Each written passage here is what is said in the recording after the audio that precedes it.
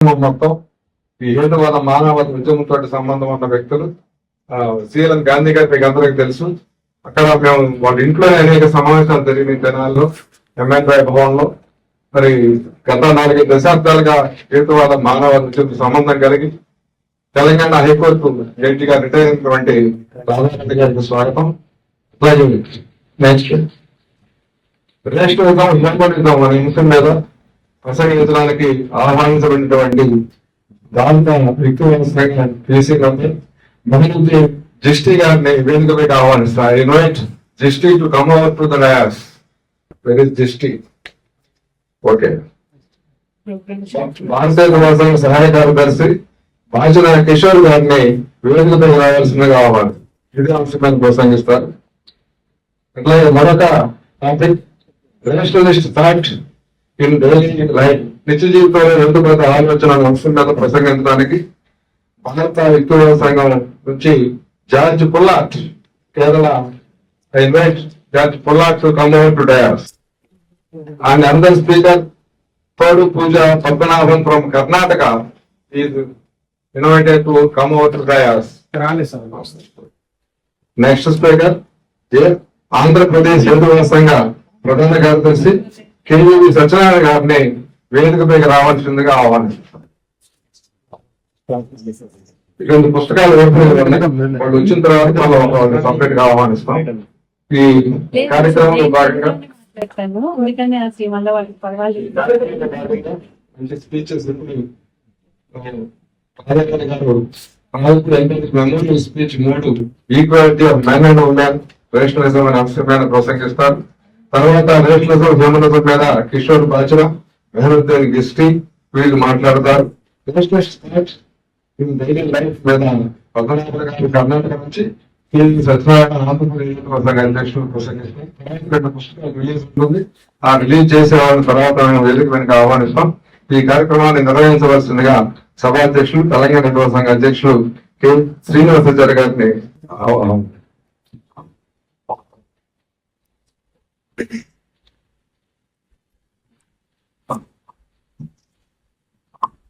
రెండవ రోజు సమావేశానికి విచ్చేసినటువంటి మిత్రులందరికీ కృతజ్ఞతలు. భారత హేతువాద సంఘం 95వ వార్షికోత్సవ సభలు దిగ్విజయంగా నిన్న స్టార్ట్ అయినాయి. చాలా చక్కని ఉపన్యాసాలతో, అంతేకాకుండా ఒక మంచి సుహృద్భావ వాతావరణంలో చాలా గొప్పగా ప్రారంభమై సాయంత్రం వరకు కూడా చాలా మొత్తం హాల్ మొత్తంగా అట్లాగే ఉండి విన్నారు. వాటన్నిటిని కూడా గ్రామీణ ప్రజల్లోకి తీసుకెళ్ళడానికి మన కార్యకర్తలు అంతా సిద్ధంగా ఉన్నారు. కాబట్టి మనకు అనేక రాష్ట్రాల నుంచి కూడా, కేరళ, ఇతర రాష్ట్రాల నుంచి కూడా మనకు ఆంధ్రప్రదేశ్, తెలంగాణ మిత్రులు, తర్వాత ఇంకా మహారాష్ట్ర మిత్రులు వీళ్ళంతా కూడా హాజరు కావడం అనేటువంటి జరిగింది. నాకు ఈ రోజున అప్పగించినటువంటి అంశం అనేటువంటిది చాలా కీలకమైనటువంటిది. రావిపూడి వెంకటాద్రి గారి మెమోరియల్ స్పీచ్ అనేటువంటి దాంట్లో స్త్రీ పురుష సమానత్వం గురించి, తర్వాత హేతువాద భావాల గురించి చెప్పవలసినటువంటి ఒక ముఖ్య అతిథిగా మనకు ఈ రోజు శ్రీమతి రాధారాణి గారు ఇక్కడికి రావడం అనేటువంటిది జరిగింది. వారు నాకు చాలా లేటెస్ట్ గా పరిచయం అయినా కూడా వాళ్ళ ఫాదర్ గారు నాకు చాలా పరిచయం. గురిజాల సీతారామయ్య గారు తెనాలిలో విమానం మేడ నవ్య లాడ్జ్ లో మేము ఉండేవాళ్ళం.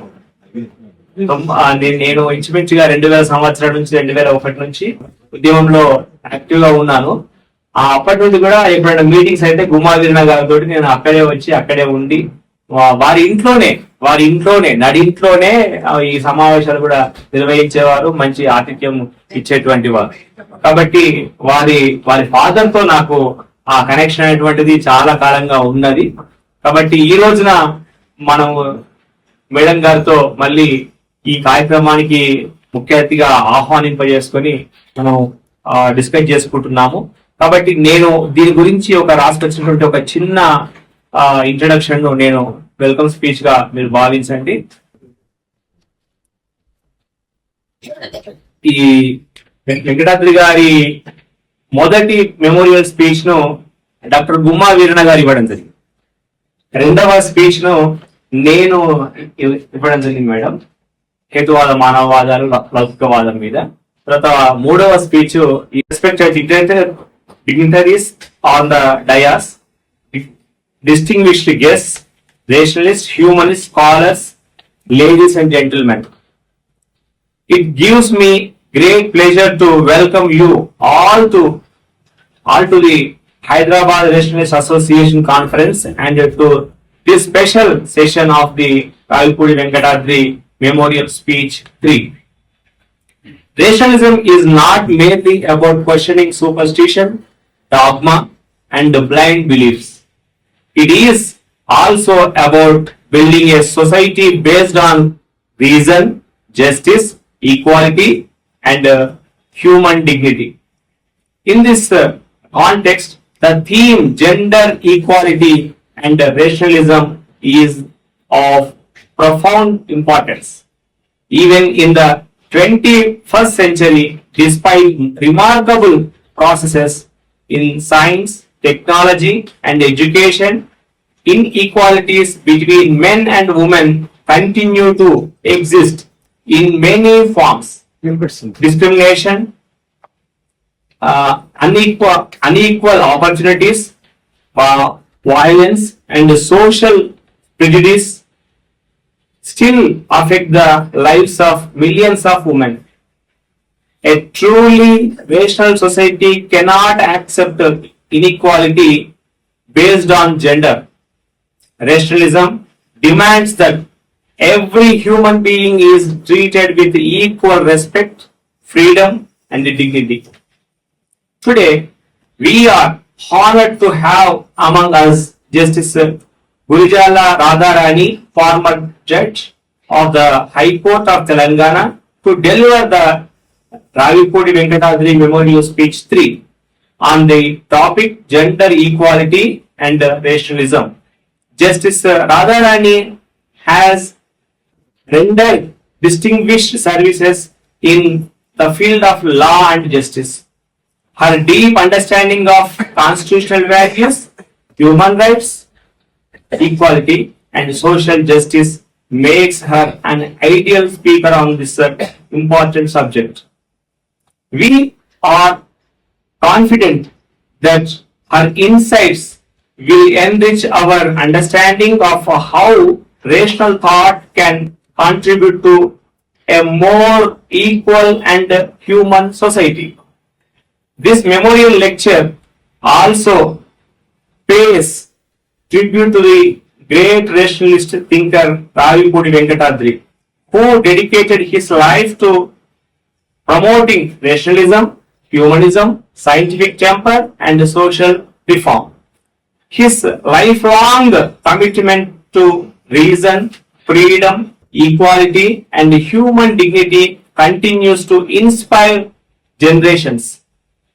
Gender equality is not an act of charity. It is a matter of justice. Women's freedom is not a threat to society. It is the foundation of social progress. Only when equality becomes a way of life can be achieved a truly democratic, rational, and humanistic society. With these words, I have the privilege and honor of inviting Justice Gurijala Radharani, former judge of the High Court of Telangana, to deliver the Ravipudi Venkatadri Memorial Speech on 3, Gender Equality and Rationalism. Madam, we warmly welcome you and request you to address the gathering in your own way and own language. Thank you very much.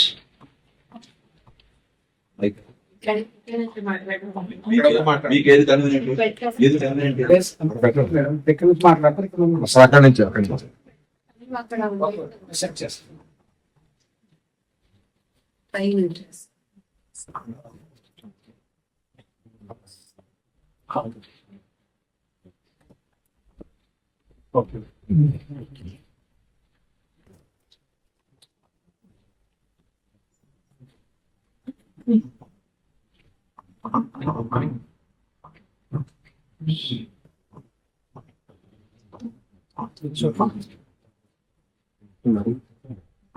Kerala వాళ్ళ customer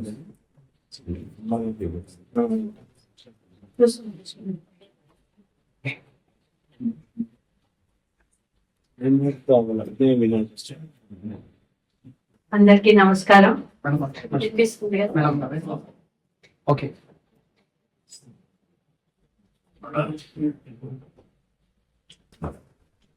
వేదిక మీద పెద్దలు శ్రీనివాసాచారి గారు,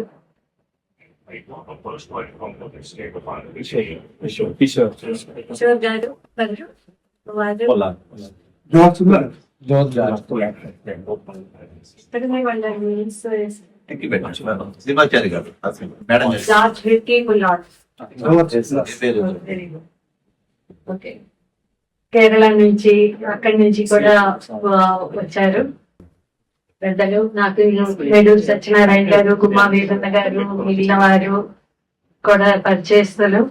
ఈ అందరినీ ఈ రోజు ఇలా కలుసుకోవడం చాలా సంతోషకరం. ఈ రేషన్ లిస్ట్ సభలు 95వ యాన్యువల్ కాన్ఫరెన్స్ అంటేనే ఇది చాలా సంతోషం. ఎంత ఓల్డ్ది ఇది, ఈ థాట్, ఈ ప్రాసెస్, ఈ థాట్ ప్రాసెస్ అన్నది కూడా తెలుస్తూ ఉంటుంది.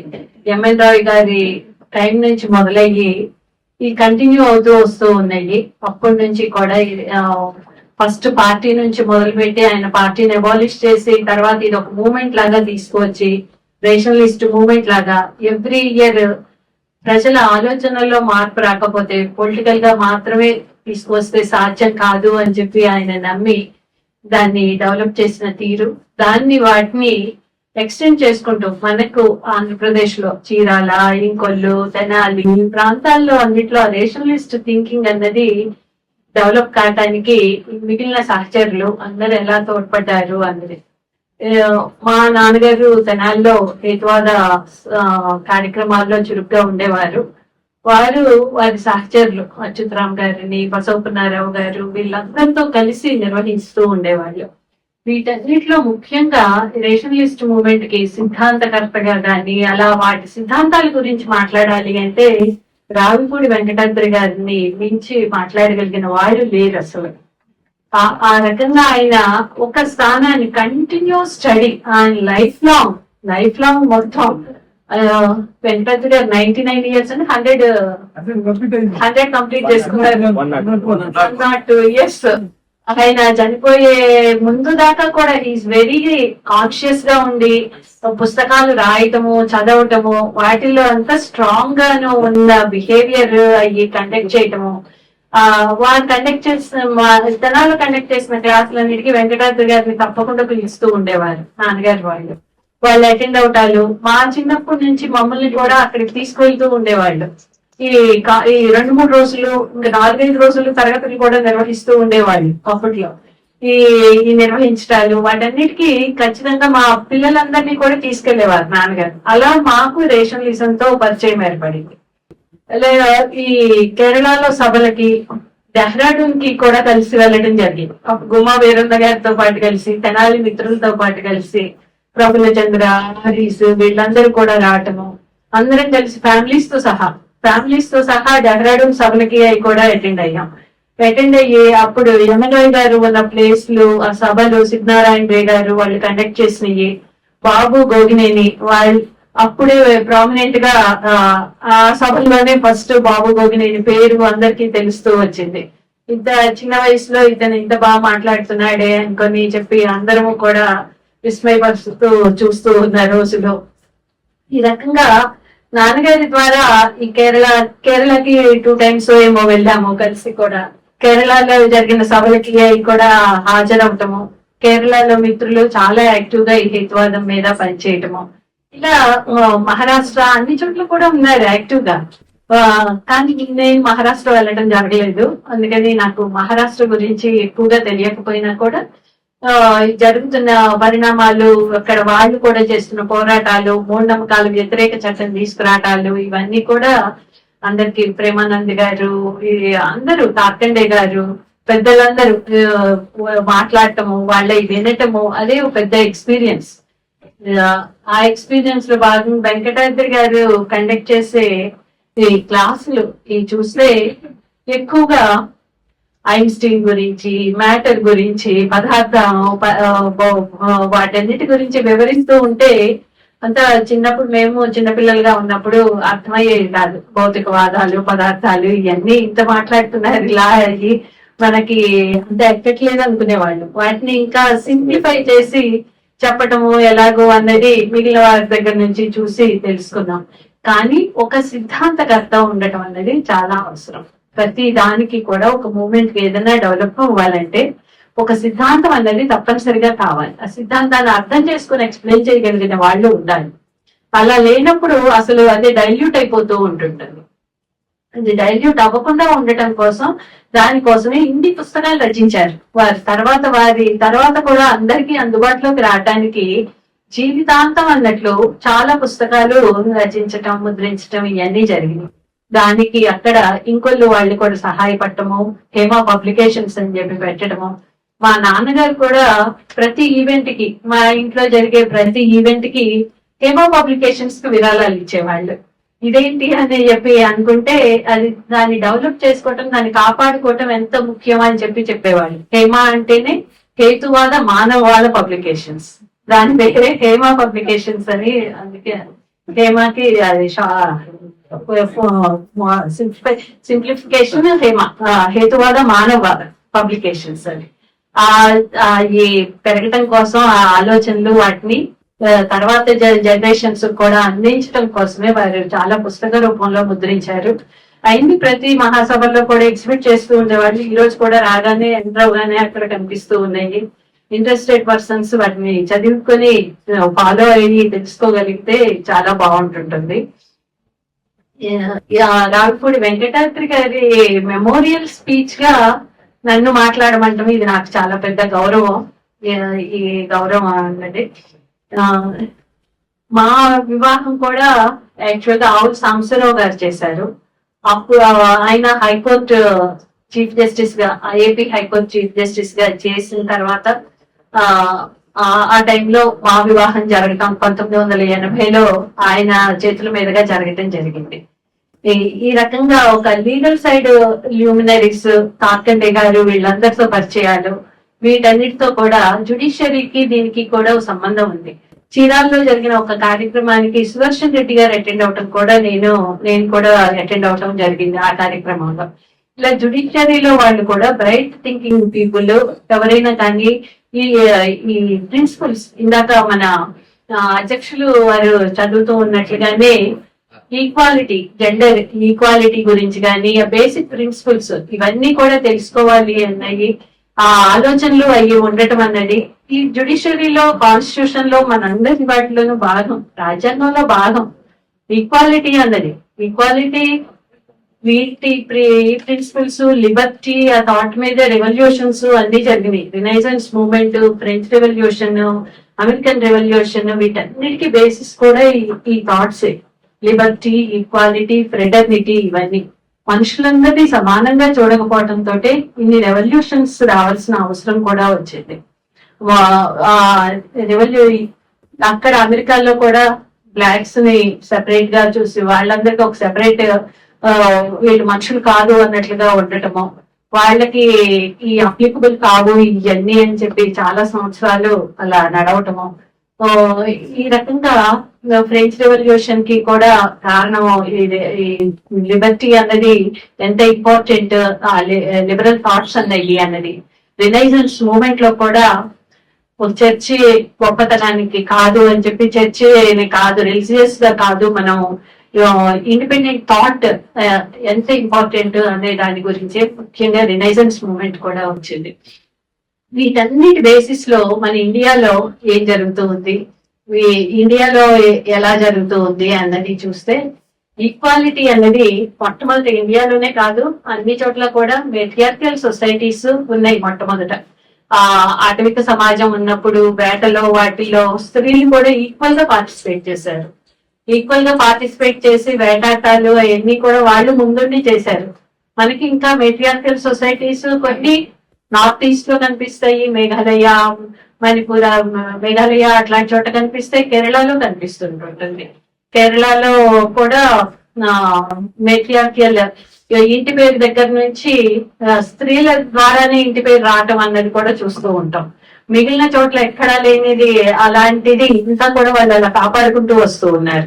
వాళ్ళు ఆ మెట్రియార్కియల్ సొసైటీని వాళ్ళ దానిగా ఉన్నదాన్ని ఇది మనకి అంతకు ముందు ఇలాంటి సొసైటీ ఉండేది అనే దానికి ఒక ఎగ్జాంపుల్ లాగా కనిపిస్తూ ఉంటున్నాయి. వీటి నుంచి ఎప్పుడు మరి మనం ఈ రకంగా మారాము, పేట్రియార్కియల్కి ఎప్పుడు వచ్చాము అంటే అది గ్రాడ్యువల్ గా నెమ్మదిగా అంటే స్త్రీలకి రిప్రొడక్షన్ అనేది మొట్టమొదటి నుంచి బోత్ ఇద్దరు స్త్రీలు పురుషులుగా డివైడ్ అవటం అన్నది పుట్టినప్పటి నుంచి జన్మతః ఎన్నో సంవత్సరాల నుంచి ఉన్నా కానీ డ్యూటీస్ స్త్రీలకి గర్భం కాల్చవలసిన అవసరం రావటం, రిప్రొడక్షన్ పిల్లల్ని పెంచవలసిన అవసరం రావటము, వీటన్నిటి వల్ల ఏమవుతుంది, స్త్రీలు కొంతకాలం మామూలు పనులకి దూరంగా పూర్తిగా పిల్లల్ని పెంచే బాధ్యత వాళ్ళ మీద ఉంటుంది. కాబట్టి ఆ 9 నెలలు వాళ్ళకి రెస్ట్ గా ఉండడానికి ఆ వేట నుంచి వాళ్ళకి విముక్తి కల్పించి వాళ్ళని ఇంటిలో పనులకి కన్ఫైన్ చేయడం జరిగింది. ఆ పుట్టిన తర్వాత కూడా పిల్లల్ని కొన్ని సంవత్సరాలు, ఒక 2-3 సంవత్సరాల పాటు వాళ్ళని సాకాల్సిన అవసరము, వాళ్ళని చూడవలసిన బాధ్యత ఉండటంతో వాళ్ళని స్త్రీలు ఇళ్ళకి కన్ఫైన్ అవటము, పురుషులు బయట సంపాదించుకొని రావటం, వేటాడటం ద్వారా కానీ ఏదైనా కానీ సంపాదించుకు వచ్చే బాధ్యత పురుషులది, ఇంటిని చూసుకునే బాధ్యత స్త్రీలది లాగా డివిజన్ ఆఫ్ లేబర్ అయింది. ఆ డివిజన్ ఆఫ్ లేబర్ అది గ్రాడ్యువల్ గా నెమ్మదిగా అది ఈ division of labour agricultural society అయింది. ఆ స్త్రీలు ఈ డివిజన్ ఆఫ్ లేబర్ లో ఉంచే వీళ్ళు ఇంటి దగ్గర ఉంటూ కూడా మేమేం చేయొచ్చునా అని చెప్పి అప్పుడు ఈ హంటింగ్ దగ్గర నుంచి ఫార్మింగ్ రావడానికి కూడా స్త్రీలే ముఖ్యమైన పాత్ర పోషించారు. సీడ్స్ ని కాపాడుకోవటం, సీడ్స్ ని చూసుకోవటం, దాని ద్వారా అగ్రికల్చర్ ని డెవలప్ చేయడానికి వాళ్ళే ముఖ్యమైన కారణం అయ్యారు. అగ్రికల్చరల్ సీడ్స్ ఇప్పటికీ కూడా ట్రెడిషనల్ మెథడ్ లో చూస్తే వాటన్నిటిని సీడ్స్ ని స్త్రీలు కాపాడుతూ ఉంటుంటారు. కాపాడి కొత్త విత్తనాలు, రకాలు వాటన్నిటిని కూడా ట్రెడిషనల్ మోడ్ లో అది ఎలా చేయొచ్చు అనే నాలెడ్జ్ కానీ అది స్త్రీలకే ఎక్కువ ఉంటుంటుంది. ఆ నాలెడ్జ్ ని వాళ్ళు అగ్రికల్చర్ ని ఇంట్రడ్యూస్ చేసింది, మన సమాజాన్ని నాగరికంగా చేయడానికి ఉపయోగపడింది కూడా స్త్రీలు. ఆ స్త్రీలు గ్రాడ్యువల్ గా ఎలా అవుతూ వస్తూ ఉంది అంటే నెమ్మదిగా ఇంకా వీళ్ళని కన్ఫైన్ చేయటం. ఇది ఎప్పుడు మొదలైంది అంటే దానికి కూడా రేషనలిస్ట్ థింకింగ్ అనేది ఎంత ఇంపార్టెంట్ అని మనం ఏదైనా ఆలోచిస్తే ప్రతిదానికి ఏంటి కారణం అయి ఉంటుంది అని ఆలోచించడమే యాక్చువల్ గా రేషనలిజం. హేతువు, ఒక వాదానికి ఒక ఆర్గ్యుమెంట్ చెప్పాలి అంటే రీజన్ తో మాట్లాడాలి, రీజన్ ఉండాలి. ఆర్గ్యుమెంట్ హేతువాదము అంటేనే హేతువుతో మాట్లాడటం. మూర్ఖంగా మాట్లాడే వాళ్ళకి హేతువాదులకి తేడా అదే. మనం మాట్లాడేదానికి ఒక రీజన్ అంటూ ఉండాలి. ఆ రీజన్ అర్థం చేసుకోవడానికి ప్రయత్నం చేయాలి. ఎప్పటి నుంచి సొసైటీ ఇలా మారింది, ఎందుకు ఇలా మారింది అనేది కూడా ఒక ఆలోచన. మనందరం మనిషి అంటేనే బుద్ధజీవి, ఆలోచించగలిగిన వాడు.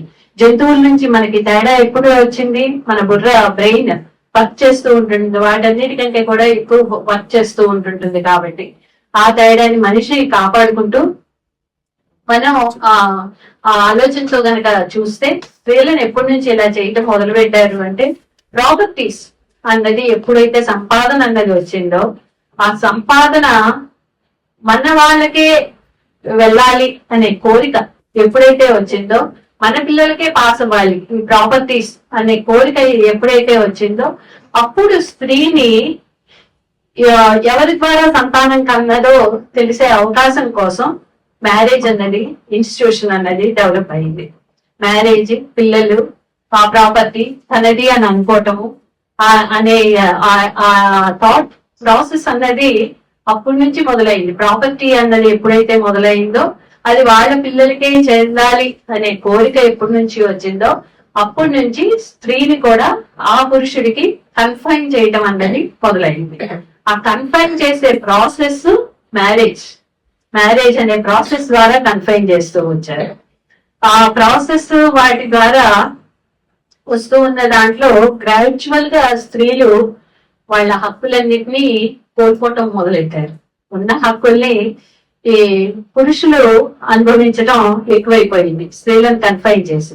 ఆ ప్రాపర్టీ మీద జాసతో, ఆ ప్రాపర్టీ గురించి అసలు స్త్రీలకి వీళ్ళు చదువుకుంటే ఎక్కువ క్వశ్చన్ చేస్తారు అన్న ఉద్దేశంతో వీళ్ళకి విద్య కూడా అక్కర్లేదు అన్నారు. విద్య కూడా అక్కర్లేదు. ఒక సెక్షన్ ఆఫ్ సొసైటీ, ఒక హాఫ్ ఆఫ్ ద పాపులేషన్ ని వాళ్ళని నిరుపయోగకరంగా అన్నట్లుగా చేస్తూ వచ్చారు. నిరుపయోగం అంటే అదేమి శాంతం ఉపయోగకరం లేకుండా అని కాదు, వాళ్ళు చేసే హౌస్ హోల్డ్ వర్క్ ని ఉపయోగం లేని దానిలాగా వీళ్ళు చుట్టం మొదలెట్టారు.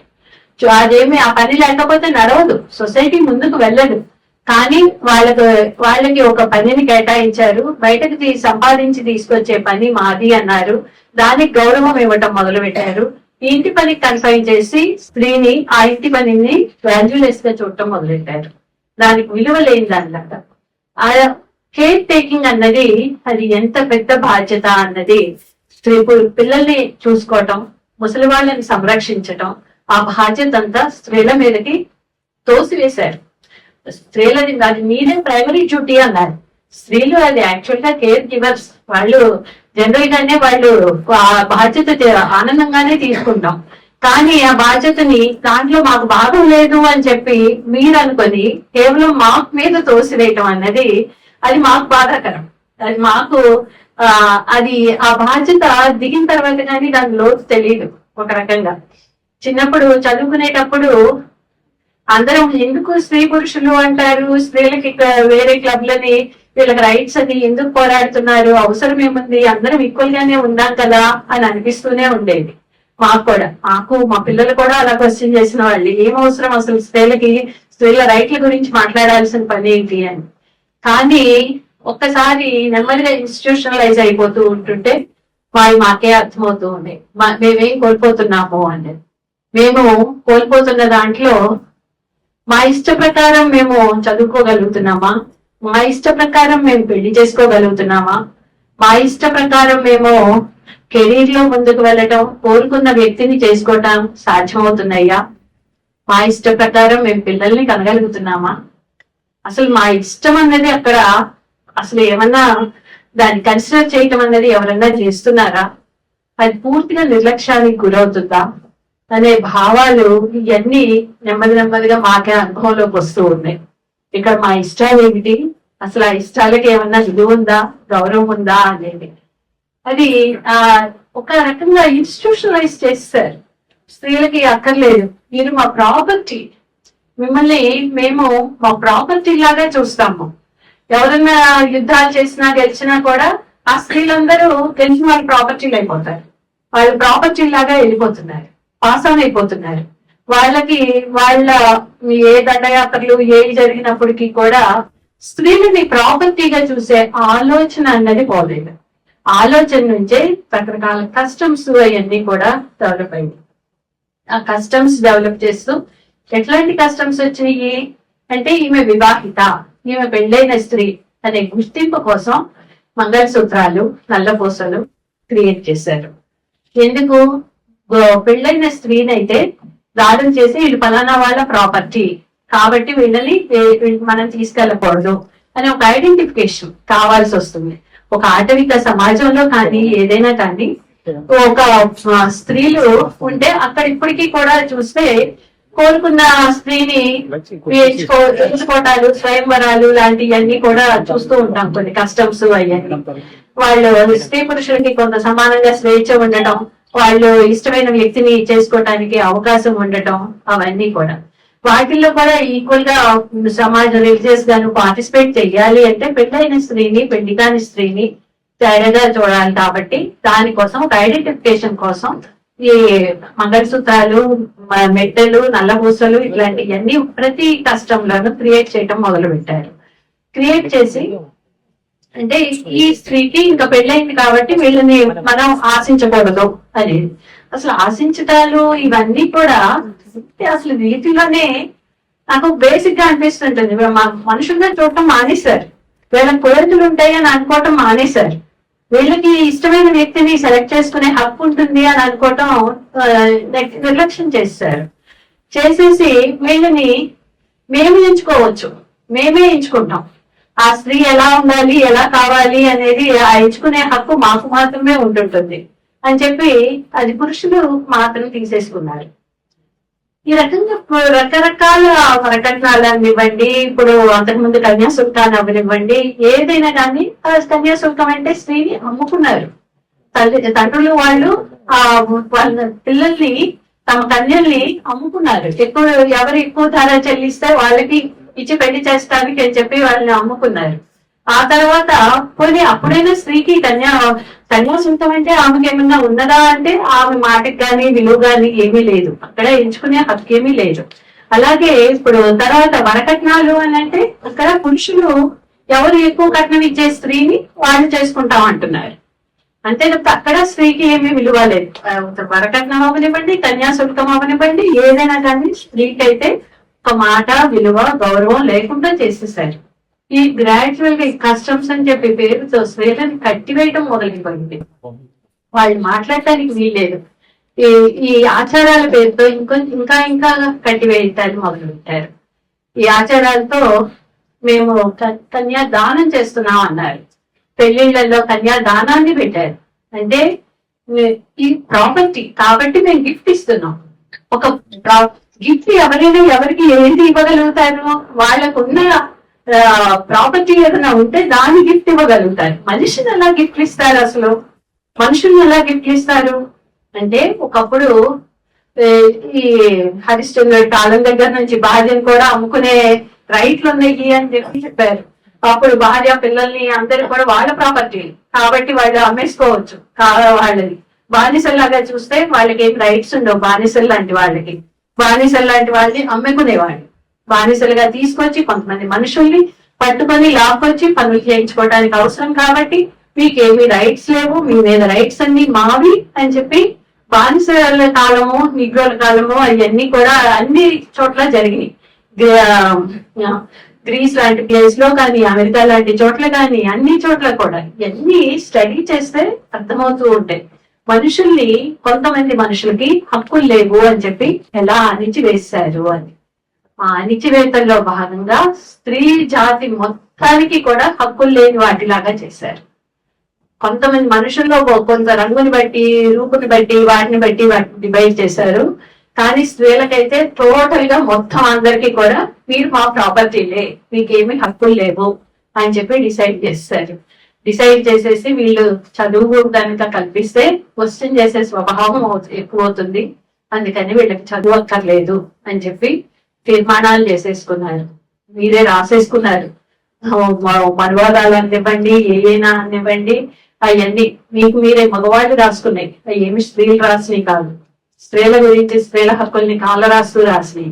మగవాళ్ళు వాళ్ళ మేలు, వాళ్ళకి కొంత ఈ మేళ్ళు ఒక జాతి మొత్తాన్ని డామినేట్ చేసి పని మొత్తం చేసే వాళ్ళు కావాలి కాబట్టి ఒక బానిసల్లాగా మమ్మల్ని ఈ ఆచారాలు వాటి పేరుతో కానీ మొదలుపెట్టి ఇంకా దానికి కొనసాగింపుగా పూజలు, వ్రతాలు, నోములు ఇవన్నీ చేస్తే మీరు మా ఆరోగ్యాల కోసం, మా మంచి చెడుల కోసం, మా గురించి చెయ్యాలి అని చెప్పి ఇవన్నీ కూడా కల్పించి స్త్రీల టైం అంతా కూడా వాటిలోకే ఇన్వాల్వ్ అయ్యేటట్లు చేశారు. వాళ్ళు పెళ్లికి ముందు, పెళ్లి కోసం పూజలు చేయాలి, పూజలు చేస్తూ ఉంటారు, మంచి మొగుడు కావాలి అని చెప్పి. పెళ్ళయిన తర్వాత ఆ భర్త ఆరోగ్యం కోసం చేయాలి, పిల్లల కోసం చేయాలి. ఇలా స్త్రీలందరినీ వీళ్ళ అభివృద్ధి కోసం చేయటం కోసమే వాళ్ళని మీకు సమానమైన ప్లేస్, పూజ చేయడానికి కూడా ఒక ప్లేస్ అంటూ కల్పిస్తున్నాము అంటే, వీటిలో భాగం కల్పిస్తున్నాము అంటే మిగిలిన మా భవిష్యత్తుల కోసం, వాటి కోసం మీరు ఎలా చెయ్యాలో, ఎలా ఉండాలో, ఒక నడవడిక ఎలా ఉండాలో ఇది ఒక అన్రిటన్ కాన్స్టిట్యూషన్ లాగా రాసి వేశారు. ఈ అన్రిటన్ కాన్స్టిట్యూషన్ మన బుర్రలన్నిటిలోకి, మెదళ్లలోకి జీర్ణింప చేసేసారు. దాని నుంచి బయటపడటం మనం ఇప్పుడు ఏ రాజ్యాంగాలు రాసుకున్నా కానీ సాధ్యపడట్లేదు. మనం అన్ని ఇప్పుడు equality, fraternity, Liberty of thought, expression అని చెప్పి కాన్స్టిట్యూషన్ లో బేసిక్ ఐడియల్స్ గొప్పగా చెప్పుకున్నాం. కానీ ఆచరణలో ఎలా ఉన్నాయి? అందరి బుర్రల్లో జీర్ణించుకుపోయి ఉన్నాయి. ఏమిటి? వీళ్ళు మా ప్రాపర్టీలు, మా వస్తువులు, మా గురించి మాత్రమే వీళ్ళు తాపత్రయపడతారు, వీళ్ళు డిపెండెంట్స్ గానే ఉంచితే తప్పితే వీళ్ళు లేకపోతే ఫ్రీ అయిపోయి వాళ్ళ రైట్స్ అని చెప్పి కొట్లాడితే కష్టమైపోతుంటుంది అని చెప్పి వీళ్ళని డిపెండెంట్స్ లాగానే చేసేసారు. వీళ్ళకి ఏమీ సంపాదనలు అక్కర్లేదు, ఉద్యోగాలు అక్కర్లేదు, వేరే ఏమీ అవసరం లేదు. వీళ్ళు ఎంతవరకు మన డిపెండెంట్స్ గా ఉంటేనే మన మాట వింటారు, లేకపోతే మన మాట వినరు. సొంత సంపాదనలు, సొంత ఆలోచనలు అంటూ వస్తే ఈ ఇన్స్టిట్యూషన్ లోంచి కూడా ఎంత విలువ గౌరవం ఇస్తారో మ్యారేజ్ అనే ఇన్స్టిట్యూషన్స్ కి, మన సమాజానికి తెలియదు. వీళ్ళు అని కట్టేలు చేయడానికి ఆల్వేస్ ప్రయత్నం జరుగుతూనే ఉంది. ఇన్ని వందల వేల సంవత్సరాల నుంచి వీళ్ళకి హక్కులు కావాలా? ఓటు హక్కులు అవసరమా? ఈ ఇష్టమైన వాడిని చూస్ చేసుకునే హక్కు అవసరమా అని చెప్పి ఇప్పటికీ కూడా ఆలోచనలు నీకు ఆ రైట్ లేదు అని చెప్పి పేరెంట్స్ చెప్తూనే ఉంటారు. పేరెంట్స్ ఇష్టం వచ్చిన వాడిని చూస్ చేసుకోవటానికి లేదు, మేము ఎవరినైతే సెలెక్ట్ చేశామో వాళ్ళని నువ్వు చేసుకోవాలి. అసలు ఒక వ్యక్తి ఇంకొక వ్యక్తితో ఒక సెక్స్ గాని ఏదైనా పాల్గొనాలి అంటే తెలియని వ్యక్తితో జీవితాంతం ఉండటం అనేది ఎంత కష్టం. అసలు ఎంత కష్టం. ఎవరికన్నా అది ఆలోచిస్తున్నారా? ఆ సెలెక్ట్ చేసుకునే రైట్ ఓన్లీ పురుషుడికే ఉందా? స్త్రీని సెలెక్ట్ చేసుకునే రైట్ స్త్రీకి లేదా? స్త్రీకి అసలు ఆ రైట్సే లేవు అని చెప్పి ఎవరు చెప్తున్నారు? ఈ కాన్స్టిట్యూషన్, ఈ అన్రిటన్ కాన్స్టిట్యూషన్స్ ఇవన్నీ ఎవరు క్రియేట్ చేస్తున్నారు? ఎందుకు ఇన్ని వేల సంవత్సరాల నుంచి స్త్రీల మీద ఎలాంటి హింస నడుస్తూ ఉంటుంది? బాల్య వివాహాలు అని చెప్పి లక్షల్లో కోట్లలో ఉన్న స్త్రీలు అందరినీ వాళ్ళకి సరైన వయసు వస్తే, నిర్ణయించుకునే వయసు రాకుండానే చేసేస్తే ఒక బాధ్యత తీరిపోతుంది. వాళ్ళు మన మాట వింటారు. పెద్ద వయసు వచ్చిన కొద్దీ వాళ్ళకి ఆలోచన పెరుగుతున్న కొద్దీ మనం చెప్పే వ్యక్తుల్ని కానీ వాళ్ళు చేసుకోరు, సెలెక్ట్ చేసుకుంటాం అంటారు అని చెప్పి బాల్య వివాహాలు చేయటం మొదలు పెట్టారు. ఆ బాల్య వివాహాల్లో ఆ భర్త ముసలి వాళ్ళకి, మొట్టమొదటి చిన్న వయసున్న పురుషులకి ఇచ్చి చేశారు, ఆ తర్వాత ముసలి వ్యక్తులకి ఇచ్చి చేశారు. ఇంకా కన్యాశుల్కాలు మొదలైనవి కాబట్టి అది కొనుక్కుంటున్నారు కాబట్టి ముసలివాడైనా డబ్బులున్న వాడు కొనుక్కుంటే వాళ్ళకి భార్యలుగా వెళ్ళవలసి వచ్చింది. వాళ్ళు ముసలివాళ్ళు కాబట్టి తొందరగా చచ్చిపోతే వీళ్ళు విధవల్లాగా ఉండి ఆ విధవల జీవితాలు ఎంత ఘోరంగా అయిపోయింది అంటే, ఒక వ్యక్తురాలు అయ్యే వయసు వచ్చే లోపే విధవ అయిపోయేవాళ్ళు. వ్యక్తురాలు అయ్యే వయసు వచ్చి వాళ్ళకి కోరిక అన్నది తెలిసే లోపే వాళ్ళకి పార్ట్నర్ కూడా లేకుండా ఉండేవాళ్ళు.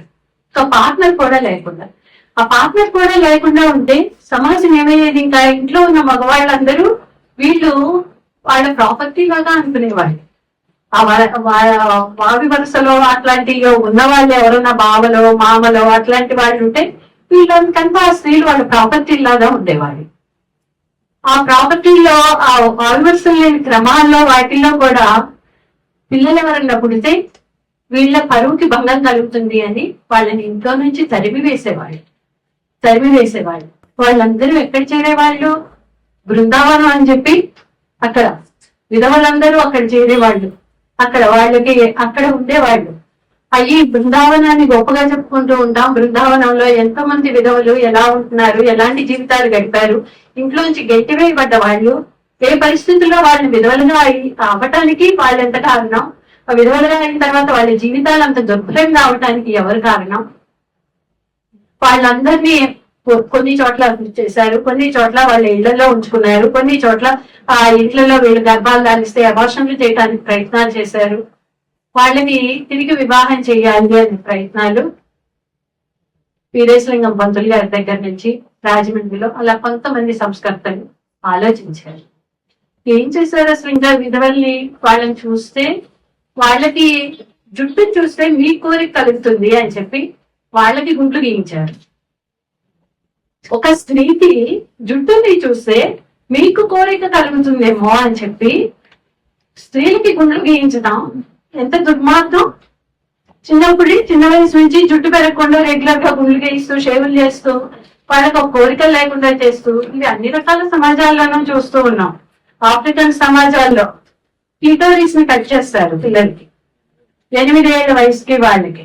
ఎందుకు? అది కోరిక రేకెత్తిస్తుందేమో సెక్స్ చేసే టైంలో, ఆ కోరిక లేకుండా కట్ చేయటం అవసరము అని చెప్పి అన్ని రకాల ఆచారాలు అన్ని చోట్ల, ఆఫ్రికాలో అనివ్వండి, ఇండియా అనివ్వండి, అన్ని చోట్ల అన్ని రకాల అకృత్యాలు స్త్రీల మీద చేసుకుంటూ పోయారు. క్లిటోరిస్ ని కట్ చేయటం, ఆ కట్ చేయటాల్లో అది కొన్ని డాక్టర్లు చేస్తారా? అవి కూడా కాదు. స్త్రీలకి కోరిక ఉండకూడదు అని ఓ రిలీజియస్ లీడర్ ఎవరో వస్తారు, అని పిలుస్తారు, వాళ్ళు కట్ చేస్తారు. చిన్నప్పుడే మగ పిల్లలకి సుంటీలు అన్నట్లుగా ఆడపిల్లలకు కూడా ఈ రకంగా చేసేవాళ్ళు, క్లిటోరెక్టమీ అని. దానికి ఇంకా రకరకాల పేర్లు అవి కూడా ఉన్నాయి. ఆ చేసి ఈ రకంగా వాళ్ళ మనుషుల్ని చూస్తే స్త్రీలను చూస్తే కోరిక కలుగుతుందేమో అని చెప్పి స్త్రీలకి బురకాలు వేస్తారు. వాళ్ళకి కోరిక కలుగుతుంది అని చెప్పి మేము ముసుగుల్లో ఉండాల్సిన పరిస్థితులు కనిపించేశారు. మా లైఫ్ లాంగ్ బయటకి అంటూ వెళ్తే ఇంకొకటి పురుషుడి దృష్టిలో నువ్వు పడితే నువ్వు కనపడకూడదు. వాళ్ళకి ఎక్కడ కోరిక రేకెత్తి నీ మీద వస్తారో, నువ్వు నా ప్రాపర్టీ కదా, నేను రిజర్వ్ చేసుకోవాల్సిన బాధ్యత నాది కదా, అందుకని నువ్వు బురకాల్లో తిరుగు అని చెప్పి ఒక్కొక్క కల్చర్, ప్రతి కల్చర్ ఒక్కొక్క ఒకటి గొప్పగా చూస్తుందని లేదు, ఇంకొకటి తక్కువగా చూస్తుందని కాదు. అన్ని కల్చర్స్ అలాగే చేస్తుంది స్త్రీల మీద ఈ అఘాయిత్యాలు, ఈ అన్యాయాలు వేల తరబడి, వేల సంవత్సరాల నుంచి నటిస్తూ వస్తున్నారు. ఒక జనరేషన్ మీద ఇంత అకృత్యాలు చెయ్యటం ఏది? అది మంచి కోసం అవుతుందా? సమాజం మంచి జరుగుతుందా? ఎవరి మంచి కోసం ఉపయోగపడుతుంది? ఆ బేసిక్ ఆలోచనలలో నుంచి మనం ఇండిపెండెన్స్ తెచ్చుకున్నామే తప్పితే మన మనసుల్లోంచి, మెదళ్లలోంచి పోలేదు ఆలోచనలు. అవి పోవాలి అంటే చాలా చాలా కష్టపడాలి. ప్రతి ఒక్కళ్ళం కష్టపడాలి. స్త్రీలు కష్టపడాలి, పురుషులు కష్టపడాలి. ఈ మనకి జీవింపు చేసేసారు కాబట్టి దాంట్లో నుంచి బయటకు రావడం చాలా చాలా కష్టసాధ్యం అవుతూ వస్తూ ఉంది. ఈ ఆలోచనల్లోంచి అసలు పురుషులకి స్త్రీలకి విద్య అవసరమా అనే దగ్గరే చాలా కాలం, చాలా సంవత్సరాల డిబేట్లు మొదలైంది. సావిత్రిబాయి పూలే గారు 200 సంవత్సరాల క్రితం స్త్రీలకి విద్య అవసరము, వీళ్ళకి కూడా చదువు అవసరము అని చెప్పి పోరాడి స్కూల్స్ పెట్టించారు. పూణేలో, మహారాష్ట్రలో చాలా చోట్ల చాలా స్కూల్స్ అయ్యి ఓపెన్ చేశారు. ఆవిడ మీద ఈ ఆడపిల్లలకి నువ్వు చదువులు అంటావా, బయటకు తీసుకొస్తావా, రోడ్ల మీద తిరుగుతారా వాళ్ళు అని చెప్పి పేడ నీళ్లు కొట్టారు. ఆవిడ స్కూల్ కు వెళ్లే ప్రతిసారి ఆవిడ హిస్టరీ చదివితే 2 చీరలు, ఒక చీర సంచిలో పెట్టుకుని వెళ్ళేవాళ్ళు. ఇందుకు వీళ్ళు పేడ నీళ్లు కొడితే అక్కడి స్కూల్ కు వెళ్ళి ఆ చీర మార్చుకొని మళ్ళా ఆమె కార్యక్రమాన్ని కొనసాగించారు. ఎట్లాంటి పట్టుదలతో ఉన్న స్త్రీలు ఎంతో మంది కొన్ని హక్కుల కోసం మీ జనరేషన్లు ఇలా అయిపోతే ఎలాగూ అని చెప్పి వీళ్ళలో మార్పు రావాలి, తీసుకురావాలి అని చెప్పి కృషి చేయాలి అంటే పురుషుల సహకారం కూడా ఉండటంతో చేయగలిగాం.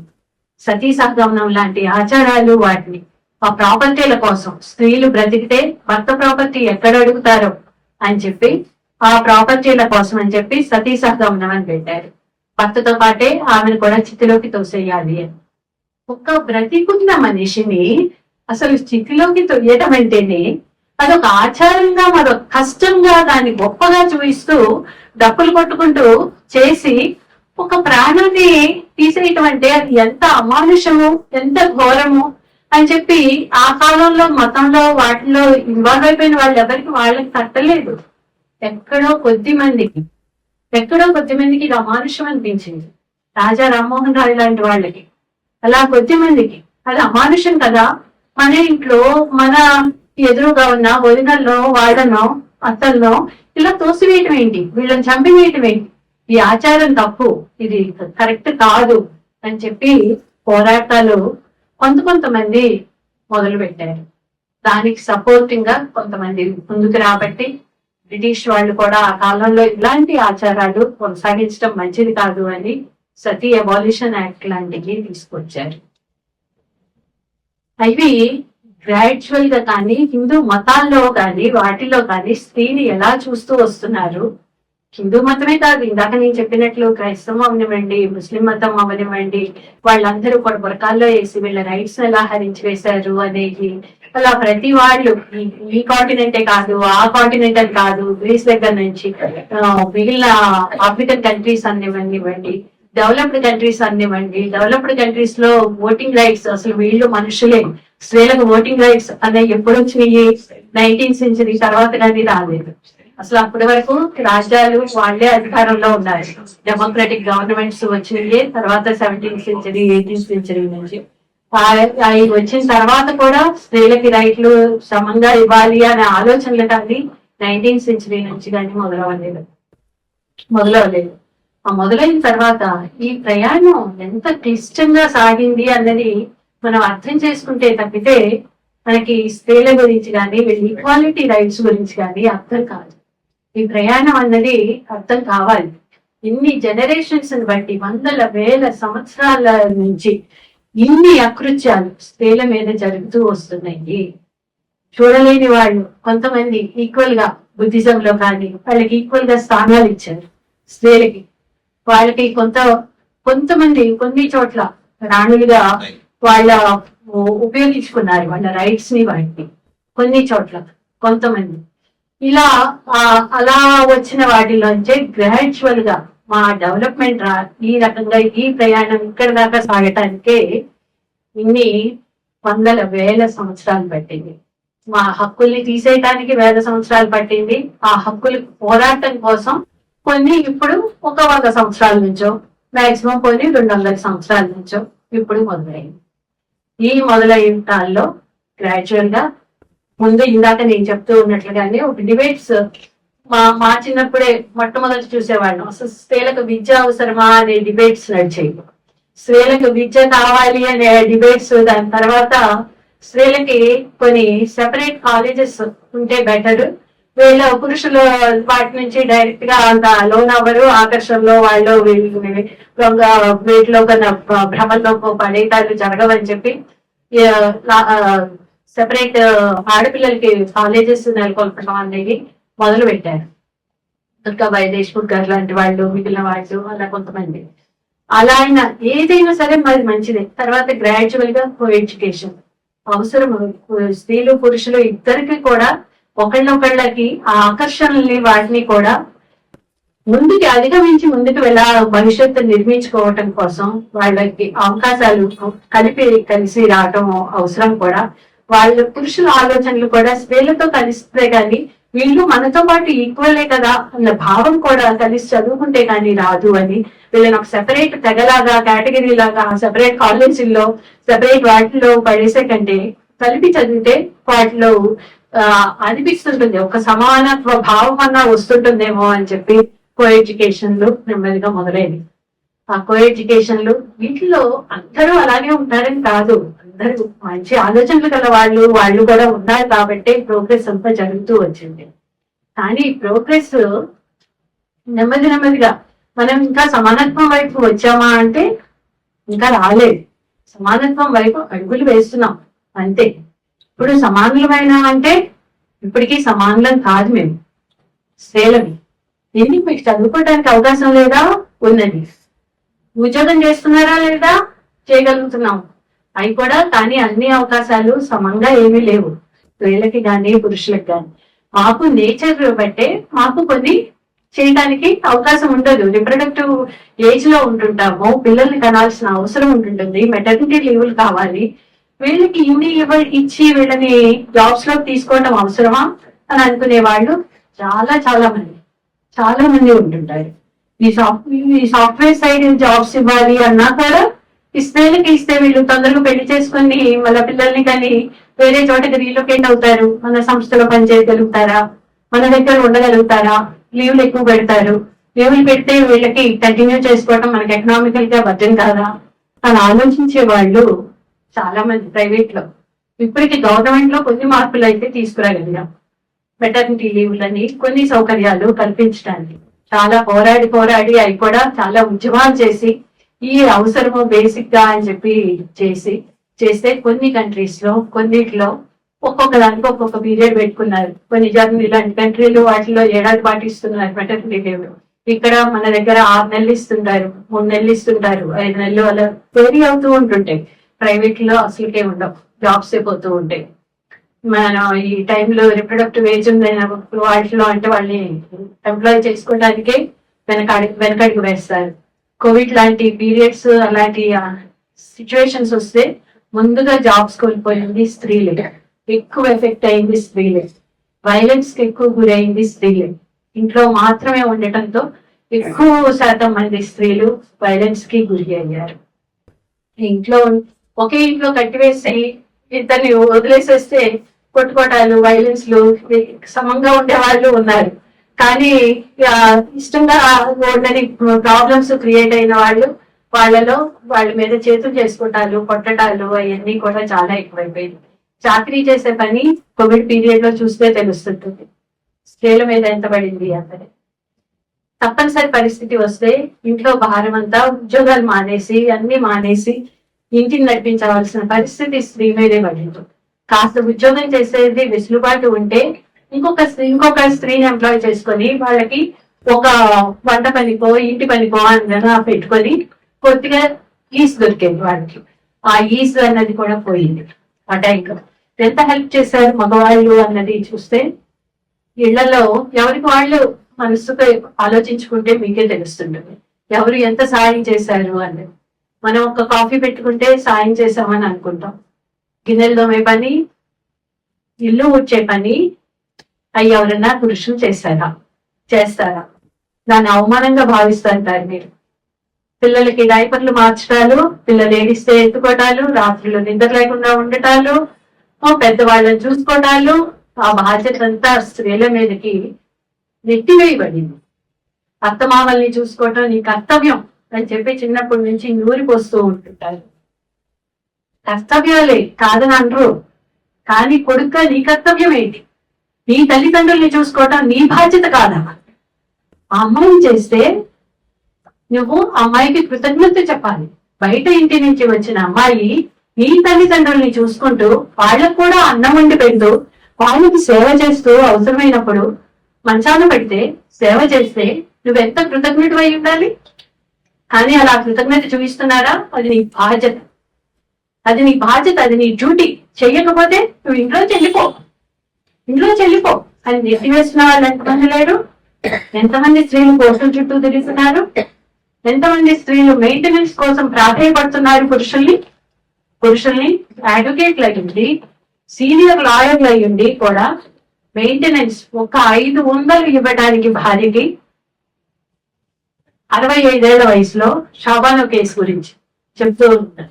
షాబానో కేసు 65 ఏళ్ల వయసు ఉన్న స్త్రీని ఇంట్లోంచి బయటకు పంపించి వేసి ఆమెకి 500 మెయింటెనెన్స్ ఇవ్వడానికి ఆ భర్త సీనియర్ అడ్వకేట్ అయ్యుండి ఒప్పుకోకపోతే ఆమె సుప్రీంకోర్టు దాకా వెళ్ళి పోరాడాల్సి వచ్చింది. అక్కడికి వెళ్ళి ఇంత చేస్తే మళ్ళా చట్టం ముస్లింలను ఎక్కడ తేడాగా చూస్తుందో, ముస్లిం పురుషుల ఓట్లు ఎక్కడ పోతాయో అని చెప్పి చట్టం తీసుకొచ్చారు. ముస్లింలకి వాళ్ళ రిలీజియస్ రైట్స్ ప్రకారమే, వాళ్ళ దాని ప్రకారం అయితే 3 నెలలు మాత్రమే ఇద్దరి పీరియడ్. ఆ 3 నెలలు వాళ్ళకి చూసి ఇచ్చేసేస్తే సరిపోతుంది. జీవితాంతం వాళ్ళని భరించక్కర్లేదు, జీవితాంతం వాళ్ళని పోషించడం మా వల్ల కాదు అని చెప్పి పురుషులు అనుకూలంగా పొలిటికల్ పార్టీస్ కూడా చట్టాలు తీసుకొచ్చి ఇదంతా మా మేలు కోసం జరుగుతున్నాయా?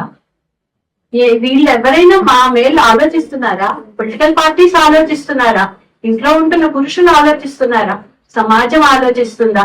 మనకి మతాలు ఆచారాలు అని చెప్పి క్రియేట్ చేసి మమ్మల్ని వాటిల్లో చక్రబంధంలో ఇరికించిన వాళ్ళు ఎవరన్నా ఆలోచించారా? అసలు మా హక్కులేంటి, మాకు ఎలా బ్రతకాలి, ఎలా చెయ్యాలి అని, అసలు మెయింటెనెన్స్ కోసం ఎందుకు ప్రాధాయపడాలి? ఒక స్త్రీకి అవసరం ఏంటి? ఆపర్చునిటీస్. మాకు కావాల్సిందల్లా ఆపర్చునిటీస్, అవకాశాలు కావాలి. అవకాశాలు కల్పించండి అంటున్నాం. రాజ్యాంగం కల్పిస్తుంది, మీకు కూడా సమాన అవకాశాలు ఇస్తున్నాము, చదువుకోవటానికి, విద్య, ఉద్యోగాలు అన్నిట్లో సమాన అవకాశాలు ఇస్తున్నాము అని చెప్పి ఆర్టికల్ 14, 15, 16 చెప్తూ ఉంటాయి. కానీ సమాజంలో పుస్తకాల్లో ఉన్నంత మాత్రం సరిపోతుందా? సమాజంలో ఉన్న ఆలోచన, సమాజంలో ఆలోచన రానంత వరకు ఉపయోగం లేదు. పుస్తకాల్లో ఉన్నంత మాత్రానే ఏ మార్పులు జరగవు, ఏవి రావు. మేము చెప్పుకోవడానికి పనికొస్తాయేమో. మా సమాజం కూడా, మా ఇండియన్ కాన్స్టిట్యూషన్ చూడండి ఇంత గొప్పగా ఉంది, స్త్రీలకు సమాన హక్కులు కల్పిస్తుంది అని. అయ్యి మీ మనసులో, ఆచరణలో, వాటిల్లో లేకపోతే ఆ సమాన హక్కులు కనపడవు ఎక్కడ, బయట సమాజంలో. ఆ మార్పు కోసమే ఎంఎన్ రాయ్ గారు కృషి చేశారని చెప్పి నేను అనుకుంటున్నాను. పొలిటికల్ పార్టీలు కాదు, పొలిటికల్ పార్టీల వల్ల, పాలిటిక్స్ లో ఒకటి రోల్ ప్లే చేయటం వల్ల ఏ ఉపయోగం ఉండదు. సోషల్ రెవల్యూషన్ రావాలి, సోషల్ ఆలోచనల్లో మార్పు రావాలి. మనుషుల ఆలోచనల్లో మార్పు రానంత వరకు మన పరిస్థితులు మెరుగుపడవు. మనకి ఇంకా బ్యాక్వర్డ్ క్లాస్ లోనివ్వండి, ఎస్సీస్ ఎస్టీస్ అవ్వనివ్వండి, ఉమెన్ అవ్వనివ్వండి, వాళ్ళ మీద ఉండే మన భావాలు వీటిల్లో మార్పు రానంత వరకు మనకి సోషల్ రెవల్యూషన్ అది అవసరం అని చెప్పి ఆ భావాల మార్పు కోసమే వారు ఈ రాడికల్ హ్యూమనిస్ట్ మూవ్మెంట్ అని చెప్పి క్రియేట్ చేశారు. అందరూ సమానత్వం అనే భావం మన బుర్రల్లో జీర్ణించుకుపోవాలి. ఆ జీర్ణించుకోవటం ఇది చాలా ఈజీ. పెట్రియార్కల్ గా ఉండటం అది మనకి కొన్ని బెనిఫిట్స్ కలుగజేస్తుంటుంది. కాబట్టి మీ అందరికీ కూడా దాన్ని ఇంప్లిమెంట్ చేసుకోవటం అనేది అది చాలా చాలా కష్టసాధ్యం. మీరు ఇంట్లోనే ప్రయత్నించి చూడండి. మేము ఈక్వల్ గా వర్క్ కి ఇస్తూ ఉంటామా, ఈక్వల్ గా వాల్యూ ఇస్తున్నామా అన్నది ప్రతి ఒక్కళ్ళు ప్రతి ఇంట్లో ప్రయత్నం చెయ్యాలి. వాళ్ళకి ఎంత ఈక్వల్ గా మేము ట్రీట్ చేస్తున్నామా లేదా, మా మనసులో ఎక్కడన్నా ఇంకా ఎలా చేస్తున్నామా, వాళ్ళ ఆలోచనలు అలా ఉండటానికి కూడా స్త్రీలలో గొప్పగా ఉన్నాయని కాదు, స్త్రీలలోనే ఇంకా ఎక్కువ ఆలోచనలు వాళ్ళ బుర్రలో పెట్టేసి ఉంచారు. కాబట్టి వాళ్ళని స్థాయికి తీసుకురావాలి అంటే, వాళ్ళ ఆలోచనలు పెంచాలి అంటే అది ప్రయత్నం చెయ్యాలి, చాలా ప్రయత్నాలు జరగాలి. ఈ రోజు ఇట్లాంటి మూమెంట్స్ వీటిలోని ఎంతమంది స్త్రీలు అటెండ్ అవుతారు, ఎంతమంది స్త్రీలు అటెండ్ అవ్వగలుగుతున్నారు? మీ కుటుంబాల్లో మీ స్త్రీలను మీరు తీసుకురాగలుగుతున్నారా, తీసుకువస్తున్నారా? ఎందుకు తీసుకురాలేకపోతున్నారు? వాళ్ళు ఈ రోజు అక్కడ ఇంట్లో ఉండి మీకు వంట చెయ్యాలి, పిల్లల్ని చూసుకోవాలి, మీ పెద్దవాళ్ళని చూసుకోవాలి. వాళ్ళు బయటకు వచ్చి ఇక్కడ మాటలు వింటే పనులు ఎలా జరుగుతాయి? పనులు జరిగే పద్ధతి ఏం లేదు. ఇద్దరు కలిసి పని చేసుకోవాలి. ఆమె బయటకు రావాలంటే ఇద్దరు కలిసి పని చేయడానికి మీరు ఎంతవరకు సిద్ధపడుతున్నారు? మీరు ఎంత సహాయం చేస్తున్నారు? ఆమె ఇంటి నుంచి బయటకు తీసుకువచ్చే కార్యక్రమానికి మీ సహాయం ఎంత ఉంటుంది? అది ప్రతి వాళ్ళు ప్రశ్నించుకోవాలి. ఆ ప్రశ్నించుకోవాలి అవసరం ఉంది. ఆ సహాయం మన పిల్లలు సొంతంగా పెళ్లిళ్ళు చేసుకుంటా అంటే మనం ఎంకరేజ్ చేస్తున్నామా? వాళ్ళకి ఆ తగిన ఆలోచనని, విద్యని, జ్ఞానాన్ని ఇవ్వటమే మన పని. తల్లిదండ్రులుగా సరైన వాళ్ళని ఎంచుకోగలిగిన సామర్థ్యాన్ని ఇవ్వటమే మన పని. అది ఇవ్వకుండా వీళ్ళని కంట్రోల్ చెయ్యాలి అని చెప్పి చూస్తే అవుతాయా పనులు? అవ్వవు. నువ్వు నా కులంలో వాడినే చేసుకో, నేను చూపించిన వాడినే చేసుకో. వీడికి పని ఒక అర్హత ఉంది, ఒక జాబ్ ఉంది. నువ్వు సొంతంగా నిర్ణయం చేసుకుంటే నువ్వు సొంతంగా నిర్ణయాలు సరిగ్గా చేసుకోలేవు, సరైన నిర్ణయాలు నువ్వు తీసుకోలేవు. కాబట్టి మేము చేస్తున్నాం నీ తరపున అని అంటున్నారు.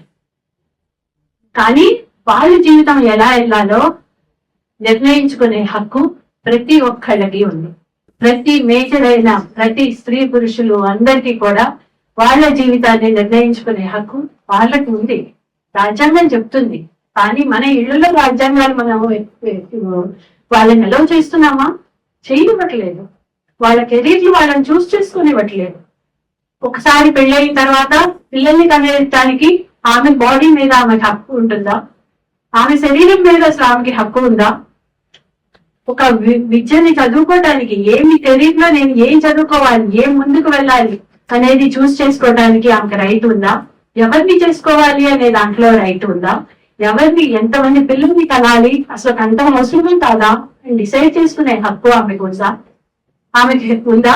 ఇవన్నీ ఈ కాలంలో కూడా ఇప్పటికీ కూడా లేవు. ఈ కాలంలో ఇప్పటికీ కూడా లేవు. ఎలా కానివ్వట్లేదు. ఇళ్లలో పురుషులు అవనివ్వండి, అత్తగారి స్థానాల్లో ఉండే స్త్రీలు అవనివ్వండి, తల్లి స్థానాల్లో ఉండే ఆడవాళ్ళైనా కానీ వాళ్ళ మనసుల్లో ఇదే దూర్ చేసి ఉన్నాం కదా. అందుకని వాళ్ళకి కూడా ఆలోచనలు రావు. పిల్లల్ని అక్కడ కొడుతూ ఉన్నా, అత్తగారింట్లో ఇబ్బందులు పెడుతూ ఉన్నా ఫోన్లు చేస్తే సర్దుకుపోవాలమ్మా అని చెప్తారు. సర్దుకుపోవాలమ్మా, అదే మన ఆచారం, ఇలా బయటకు వచ్చేస్తే ఎలాగో అని చెప్తారు. కానీ ఆ సర్దుకుపోవడానికి ఇబ్బందులు పడుతుంది అక్కడ అమ్మాయి కదా. అక్కడ వాళ్ళు సర్దుకుపోవటానికి వాళ్ళు ఏ డిమాండ్లు చేస్తుంటారు, వరకట్నాలు తీసుకురమ్మని. అవి ఇచ్చే పరిస్థితి అమ్మాయికి ఉందా ఇండిపెండెంట్ గా? అవి ఇవ్వాల్సిన వాళ్ళు ఇటు తల్లిదండ్రులు, అమ్మాయి తల్లిదండ్రులు. అమ్మాయి తల్లిదండ్రులు ఇచ్చే పరిస్థితి లేదు అని చెప్పి అమ్మాయికి తెలుసు. వాళ్ళు మేము ఇవ్వలేము, నువ్వే సర్దుకుపోమ్మా అంటారు. సర్దుకుపోమ్మా అంటే ఏంటి? నేను అక్కడ కొడుతూ ఉన్నా భరించు, నువ్వు అక్కడే ఉండు, నువ్వు మా ఇంటికి వస్తే నిన్ను మళ్ళా మేము భరించలేము, నీ భారం మేము తీసుకోము. మా చుట్టుపక్కల వాళ్ళు ఏమనుకుంటారు, మా పరువు ఏమైపోతుంది, మిగిలిన పిల్లలకి పెళ్లిళ్ళు రావుతాయి అవో, కాబట్టి నువ్వు అక్కడే తెచ్చినా కొట్టినా ఏం చేసినా అక్కడే పడింది అని చెప్పి సలహాలు చెప్తూ ఉంటారు. ఇవన్నీ స్త్రీల హక్కులు ఏమైపోతున్నాయి? అసలు హక్కులు ఉన్నాయా మాకు? అసలు ఏమన్నా ఉన్నాయా? బేసిక్ రైట్స్ ఉన్నాయన్న భ్రమలో ఉంటున్నాం. అసలు హక్కులు అన్నవి ఉంటున్నాయా? హక్కు అనేది మాట్లాడటానికి అసలు అవకాశం ఉందా స్త్రీకి? ఈక్వాలిటీకి ఇలా వెళ్ళాలి అంటే 138 years పడుతుంది అని చెప్పి లెక్కలు చెబుతున్నాయి. మన దేశం ఈక్వాలిటీలో, స్త్రీ పురుషుల ఈక్వాలిటీలో ముందుకు వెళ్ళాలి అంటే ఇంకా 138 సంవత్సరాలు పడుతుంది అని. కానీ ఇప్పుడు ఉన్న గవర్నమెంట్స్ అవన్నీ ఇంకా పేట్రియార్కియల్ థింకింగ్ వాటిని మన బుర్రల్లోకి ఎక్కిస్తూ స్త్రీలు బయటకు వస్తే, ఉద్యమాలు చేస్తే మీరు ఎలా మాట్లాడుతున్నారు, ఏం చేస్తున్నారు, ఏం అబ్యూజులు చేస్తున్నారు, ఎట్లా ఉంటున్నారు అని చెప్పి మనకి ఇన్వైట్ చేస్తూ ఉంటారు ప్రతి ఒక్కళ్ళు. మీరు బయటకు వచ్చారా మిమ్మల్ని రేపులు చేస్తాం అని బెదిరిస్తున్నారు, వెంటబడుతున్నారు ట్రోలింగ్లు అన్న పేరుతో. ఒక బయటకు వచ్చి కొంచెం ధైర్యంగా మాట్లాడే ఉండే స్త్రీని వెంటబడి వేధిస్తున్నారు ట్రోలింగుల పేరుతో. వేధిస్తుంటే ఏం చేస్తున్నారు వాళ్ళు? మమ్మల్ని క్షమించండి బాబోయ్, మేము తప్పుగా చేశాము అని చెప్పి బ్రతిమలాడుకుంటున్నారు. ఇలాంటి సమాజమా మనం కోరుకుంటుంది? ఇలాంటి పరిస్థితులు మన స్త్రీలకు మనం కోరుకుంటుంది? చూసి సంతోషపడినంత సేపు పట్టలేదు. వీళ్ళు బయటకు వచ్చారు, విద్యార్థులు ఉద్యమాలు చేస్తున్నారు, మన రైట్స్ గురించి. యువతరం అంతా నిర్వీర్యం అయిపోతుంది, రీల్స్ చేసుకుంటున్నారు, పాడైపోతున్నారు అని అనుకుంటున్న తరుణంలో వాళ్ళు బయటికి ఉద్యమానికి వచ్చి ఆ రీల్స్ చేసుకుంటూనే సరదాలు సంతోషాలు చేసుకుంటాం, ఉద్యమాలు కూడా చేస్తాం, ఒకళ్ళని అకౌంటబుల్ గా చేస్తాము అని చెప్పి వాళ్ళు లొంగ తీయగలిగారు. గవర్నమెంట్ ని, ప్రభుత్వాన్ని లొంగ తీసి వచ్చిన తర్వాత చెత్తగాని ప్రభుత్వాలు ఏం చేస్తున్నాయి? దమనకాండ చేసి వాళ్ళని చెల్లాచెదురు చేయడానికి ప్రయత్నం చేస్తుంది. ఆ తర్వాత వీళ్ళ ప్రైవేట్ ఆర్మీలు, ట్రోలింగ్ ఆర్మీల్ని వాళ్ళ మీద ఉసిగొల్పుతుంటే ఏం చేస్తున్నారు? చిన్న చిన్న పిల్లలు బ్రతిమలాడుకుంటున్నారు, మమ్మల్ని వదిలిపెట్టండి బాబు అని. మమ్మల్ని ఇంకా ఇంత మా హింసలు చాలు, మా ప్రైవేట్ ఇయ్యి, మా పిల్లలు ఇయ్యి, మా తల్లులు ఇయ్యి, ఇష్టం వచ్చిన పేర్లతో తిట్టటాలు అవన్నీ కూడా మొదలెడుతున్నారు. వైలెన్స్ ఎంత ఎక్కువైపోతూ ఉంది, స్త్రీల మీద వైలెన్స్. చదువుకుంటున్న స్త్రీలు, యూనివర్సిటీలు, కాలేజీల్లో చదువుకుంటున్న స్త్రీలు సాయంత్రాలు బయటకు రావాలంటే భయపడే పరిస్థితులు. రాత్రిపూట కాదు, దిశ జరిగింది ఈవినింగ్ 9 o'clock టైంలో కాదు, అదేం అర్ధరాత్రి ఏం కాదు, ఇంకా అప్పటికి 7 between 9 and ఆ టైంలోని పగలు ఆర్చికర్ ఇన్సిడెంట్ కోల్కతాలో జరిగింది అంటే అది ఒక ఉద్యోగం చేసుకుంటున్న మహిళ, ఒక డాక్టర్ 34-36 గంటల డ్యూటీలో ఉన్న ఆమె మీద అక్కడ ఉన్న వాళ్ళే అత్యాచారం చేయగలిగారు అంటే పని చేసే చోట అసలు సేఫ్టీ ఉందా, సెక్యూరిటీ ఉందా? మాకు బయటికి పనికి వెళ్తున్నాము అంటే అక్కడ కూడా మమ్మల్ని గౌరవంగా చూస్తున్నారా? ఎట్లాంటి వాటికి గురి చేస్తున్నారు? లైంగిక వేధింపులు ఏ స్థాయిలో ఉంటున్నాయి? సెక్షువల్ హెరాస్మెంట్ అన్నది ఏ స్థాయిలో ఉంటున్నాయి? నిన్న Tarun Tejpal, Tehelka editor, sexual harassment కేసులో ఆయనకి కన్విక్షన్ వచ్చింది. అది 10 సంవత్సరాలు దాటి ట్రయల్లో ఈ కార్యక్రమము అంతా నడిచాక. కానీ బ్రిజ్భూషణ్ మినిస్టర్ ఆయన ఏమైంది? ఎక్విటల్ అయింది. 2 మంది క్రీడాకారులు ప్రొటెస్టులు చేశారు, రోడ్ల మీదకి వచ్చారు జంతర్ మంతర్ దగ్గర. ప్రొటెస్ట్లు అన్ని చేసిన తర్వాత కూడా ఏమన్నా ఆయన్ని రిమూవ్ చేయటం అన్నా జరిగిందా? ఆయన్ని అసలు ఏమన్నా సస్పెన్షన్ చేశారా, రిమూవ్ చేశారా, అధికారంలోంచి తీసేశారా, ఏమన్నా చేశారా? అలాంటిది గవర్నమెంట్ ఎక్కడైతే అధికారంలో ఉందో వాళ్ళు రావడానికి బిల్కిస్ బాగా వద్దాం వాళ్ళని బయటకు తీసుకొచ్చారు. కన్విక్ట్స్ లైఫ్ లాంగ్ సెంటెన్స్ ఇచ్చిన వాళ్ళని కూడా, జీవితకాలం సెంటెన్స్ ఇచ్చిన వాళ్ళని కూడా బయటకు తీసుకొచ్చి, బయటకి తీసుకురావడమే కాదు, పెరోల్ ఇవ్వటమే కాదు, వాళ్ళకి దండలు వేస్తున్నారు. గొప్ప కార్యాలు చేశామని చెప్పి వాళ్ళని అభినందిస్తున్నారు. ఏం సమాజం ఎటువైపు పోతుంది? మనం ముందుకు వెళ్తున్నామా, వెనక్కి వెళ్తున్నామా? కాశ్మీర్ లో ఒక కత్వా ఇన్సిడెంట్ జరిగితే ఆ ముద్దాయిలందరికీ లాయర్లు కూడా దండలు వేసి ఊరేగింపు చేశారు. పొలిటికల్ పార్టీస్ అన్ని సపోర్ట్ చేసి. ఎలా చేయగలుగుతున్నాయి? ఒక రేపిస్టులకి వాళ్ళకి సపోర్టింగ్ గా ఊరేగింపులు, ఉద్యమాలు కూడా ఎలా చేస్తున్నారు? వ్యతిరేకంగా ఉద్యమాలు చేశారు నిర్భయ టైంలో అది. కానీ వాళ్ళకి ఇప్పుడు కాలంలో ఇప్పుడు ఇంకా ప్రోగ్రెస్ అవుతున్నామా, వెనక్కి వెళ్తున్నామా మరి మీరే చెప్పాలి. వాళ్ళని సపోర్ట్ చేస్తూ ర్యాలీలు తీస్తున్నారు, వాళ్ళని సపోర్ట్ చేస్తూ ప్రైవేట్ ఆర్మీలు నడిపిస్తున్నారు, స్త్రీలను వెంటబడి వేధిస్తూ ఉన్నారు. ఈ రకమైన స్త్రీల సమానత్వం ఉందా? సమానత్వం లేకుండా మిమ్మల్ని ప్రొటెక్ట్ చేయాలంటే మీరు జాగ్రత్తగా ఇంట్లో ఉండండి, బయటకు రావాకండి, అదే మేము చెప్తుంది అంటున్నారు. అదే సొల్యూషన్. స్త్రీలను మళ్ళా ఇంట్లోకి బ్యాక్ కి తీసుకువెళ్ళి ఇన్ని సంవత్సరాలు కష్టపడి తెచ్చుకున్న మార్పుల్ని వాటిని మళ్ళా వెనక్కి వెళ్ళిపోయి మీరు ఇంట్లో కన్ఫైన్ అవ్వండి, మీ సెక్యూరిటీ కోసమే మేము చెబుతున్నాం, మీ మంచి కోసమే చెప్తున్నాం, సాయంత్రాలు మీరు తిరగొద్దు, బయటకు తిరగొద్దు అని చెప్పి సమాజం ఎట్లాంటి మార్పు కావాలి? మన పురుషుల్ని, వాటిని ఆలోచనల్ని, అలాంటి ఆలోచనలు చేసే వాళ్ళలో మార్పులు రావడం కోసం కృషి చేయాలి. అంతేకాని మమ్మల్ని ఇంట్లో కూర్చోబెట్టి మా సెక్యూరిటీ అనేవి కాదు మాకు కావాల్సింది. ఆ పురుషుల ఆలోచనల్లో మార్పు రావాలి, ఆలోచన తీరు మార్చుకోవాలి, స్త్రీల పట్ల దృక్పథం మారాలి.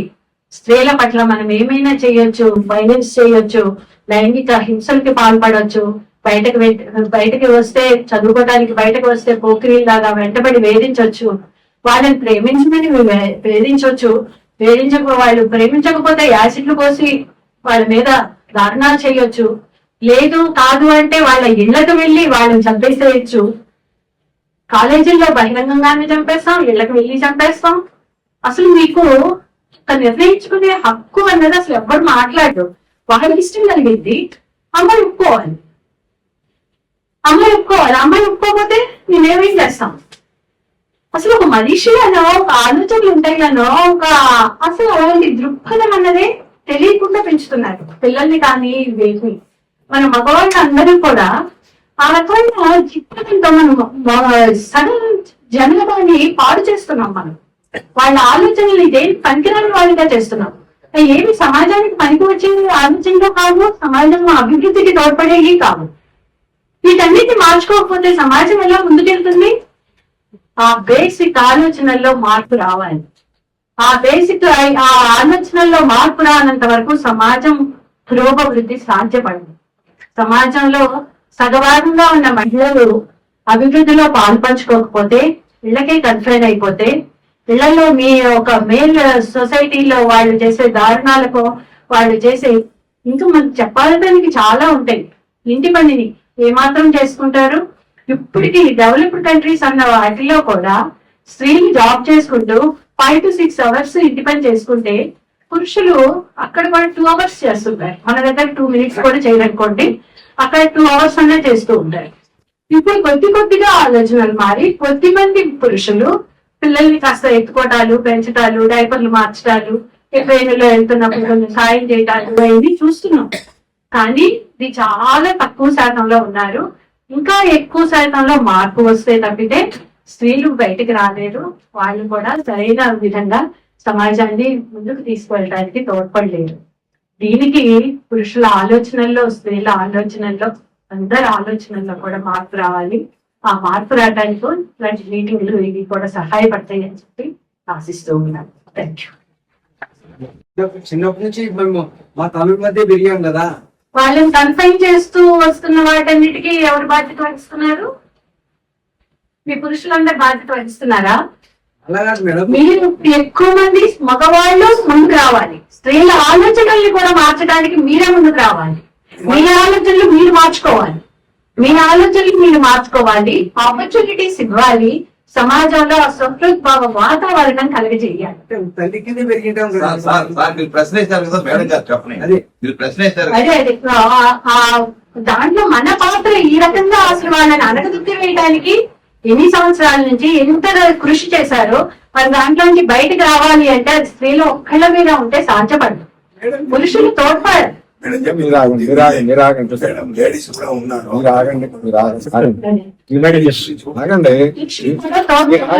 చెప్తున్నా మీ కోఆపరేషన్ కూడా అవసరము అని. కేవలం మీరొక్కడే చేస్తున్నా అవ్వదు. మేమొక్కడే గొంతెత్తుకొని మా రైట్స్ కోసం అని చెప్పి మేము ఉమెన్స్ డేలో చేసుకున్నా అవ్వదు. మనందరం కలిసి మన సమాజం ముందుకు వెళ్ళాలంటే అది మనందరి మంచి కోసమే. పోనీ ఈ దృక్పథాలతో వీటితో ఒక స్త్రీలని అణిచివేసో 498A కేసులు పెట్టో వీళ్ళు ఏమన్నా సుఖపడుతున్నారా? వాళ్ళ జీవితం పాడు చేసుకుంటున్నారు. పురుషులు కూడా పాడు చేసుకుంటున్నారు. ఆలోచన మీకు పురుషులకి రావాలి అంటున్నాం. మన జీవితమే పాడైపోతుంది మన ఆలోచన మారినంత వరకు.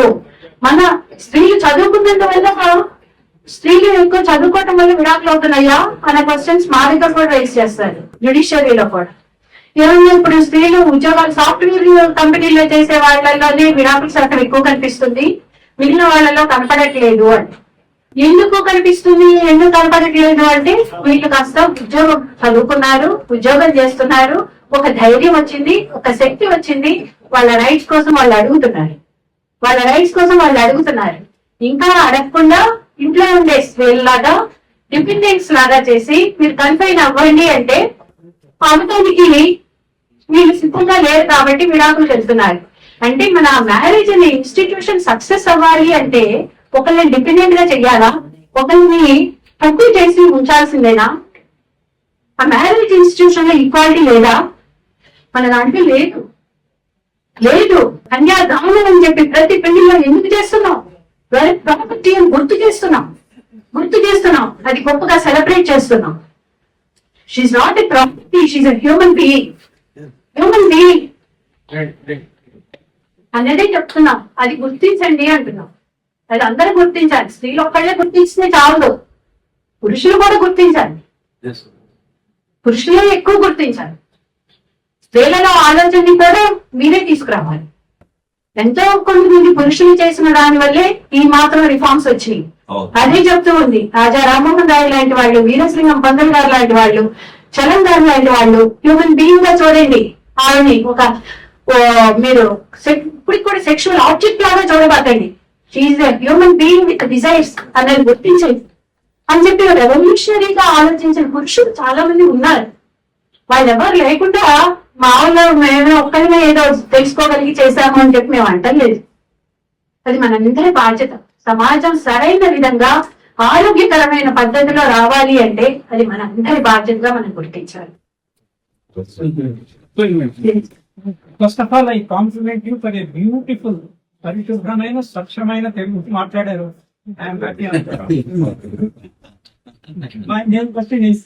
ఒకటి మీరు లీగల్ బ్యాక్గ్రౌండ్ కాబట్టి సబ్జెక్ట్ టు అన్సర్టెనిటీ.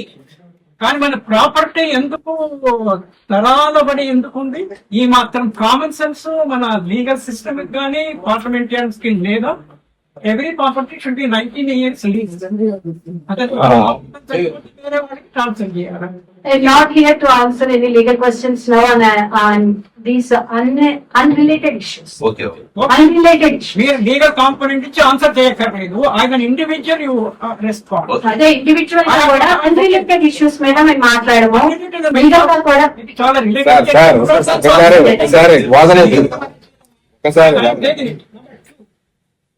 జనాభాలో స్త్రీ పురుషులు 50% అటు ఇటుగా.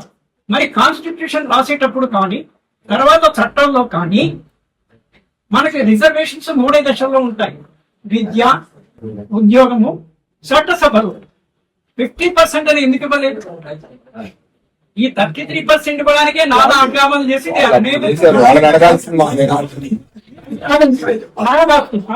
సార్ మీరు కూర్చోండి అసలు. సరే ఆన్సర్ ఇంకా 33% కూడా రాలేదండి.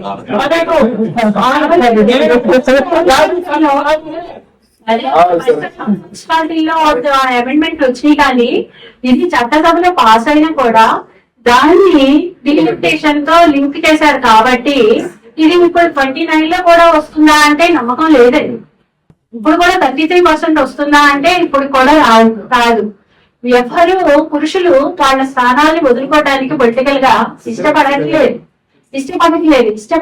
కాబట్టి డీలిమిటేషన్ అని చెప్పి ఇంకొన్ని స్థానాలు పెంచి ఆ పెంచిన స్థానాలు మీకు ఇస్తాము అని అంటున్నారు.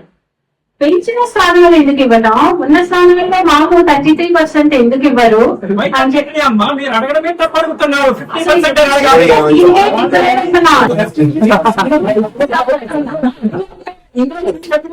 కూడా అంతే. అదే అన్ని అంతే. వినండి, ఇది అర్థం చేసుకోండి. నా వయసు 73 అర్థమైంది. అదే యాక్చువల్ గా మనకి 50% కావాలి. యాక్చువల్ గా మీరు జనాభాలో ఎంతమంది ఉన్నామో పాపులేషన్ బట్టే ఇస్తూ ఉంటే సెన్సస్ బట్టి ఎవరికైనా కానీ ఇప్పుడు ఉన్న వాళ్ళందరికీ ఎలా ఇస్తున్నారు రిజర్వేషన్స్, బీసీలు ఎస్టీస్ పాపులేషన్ సెన్సస్ బట్టే కదా. మరి స్త్రీలకు కూడా ఆ రకంగానే ఇస్తే కావాల్సింది అవసరమయ్యాది కాదని ఎవరు అంటున్నా. అది ఆ విధంగా వేసే ముందడుగుల్లో ఒక్కడికి కూడా ముందుకు వెళ్ళనే ఉంటలా.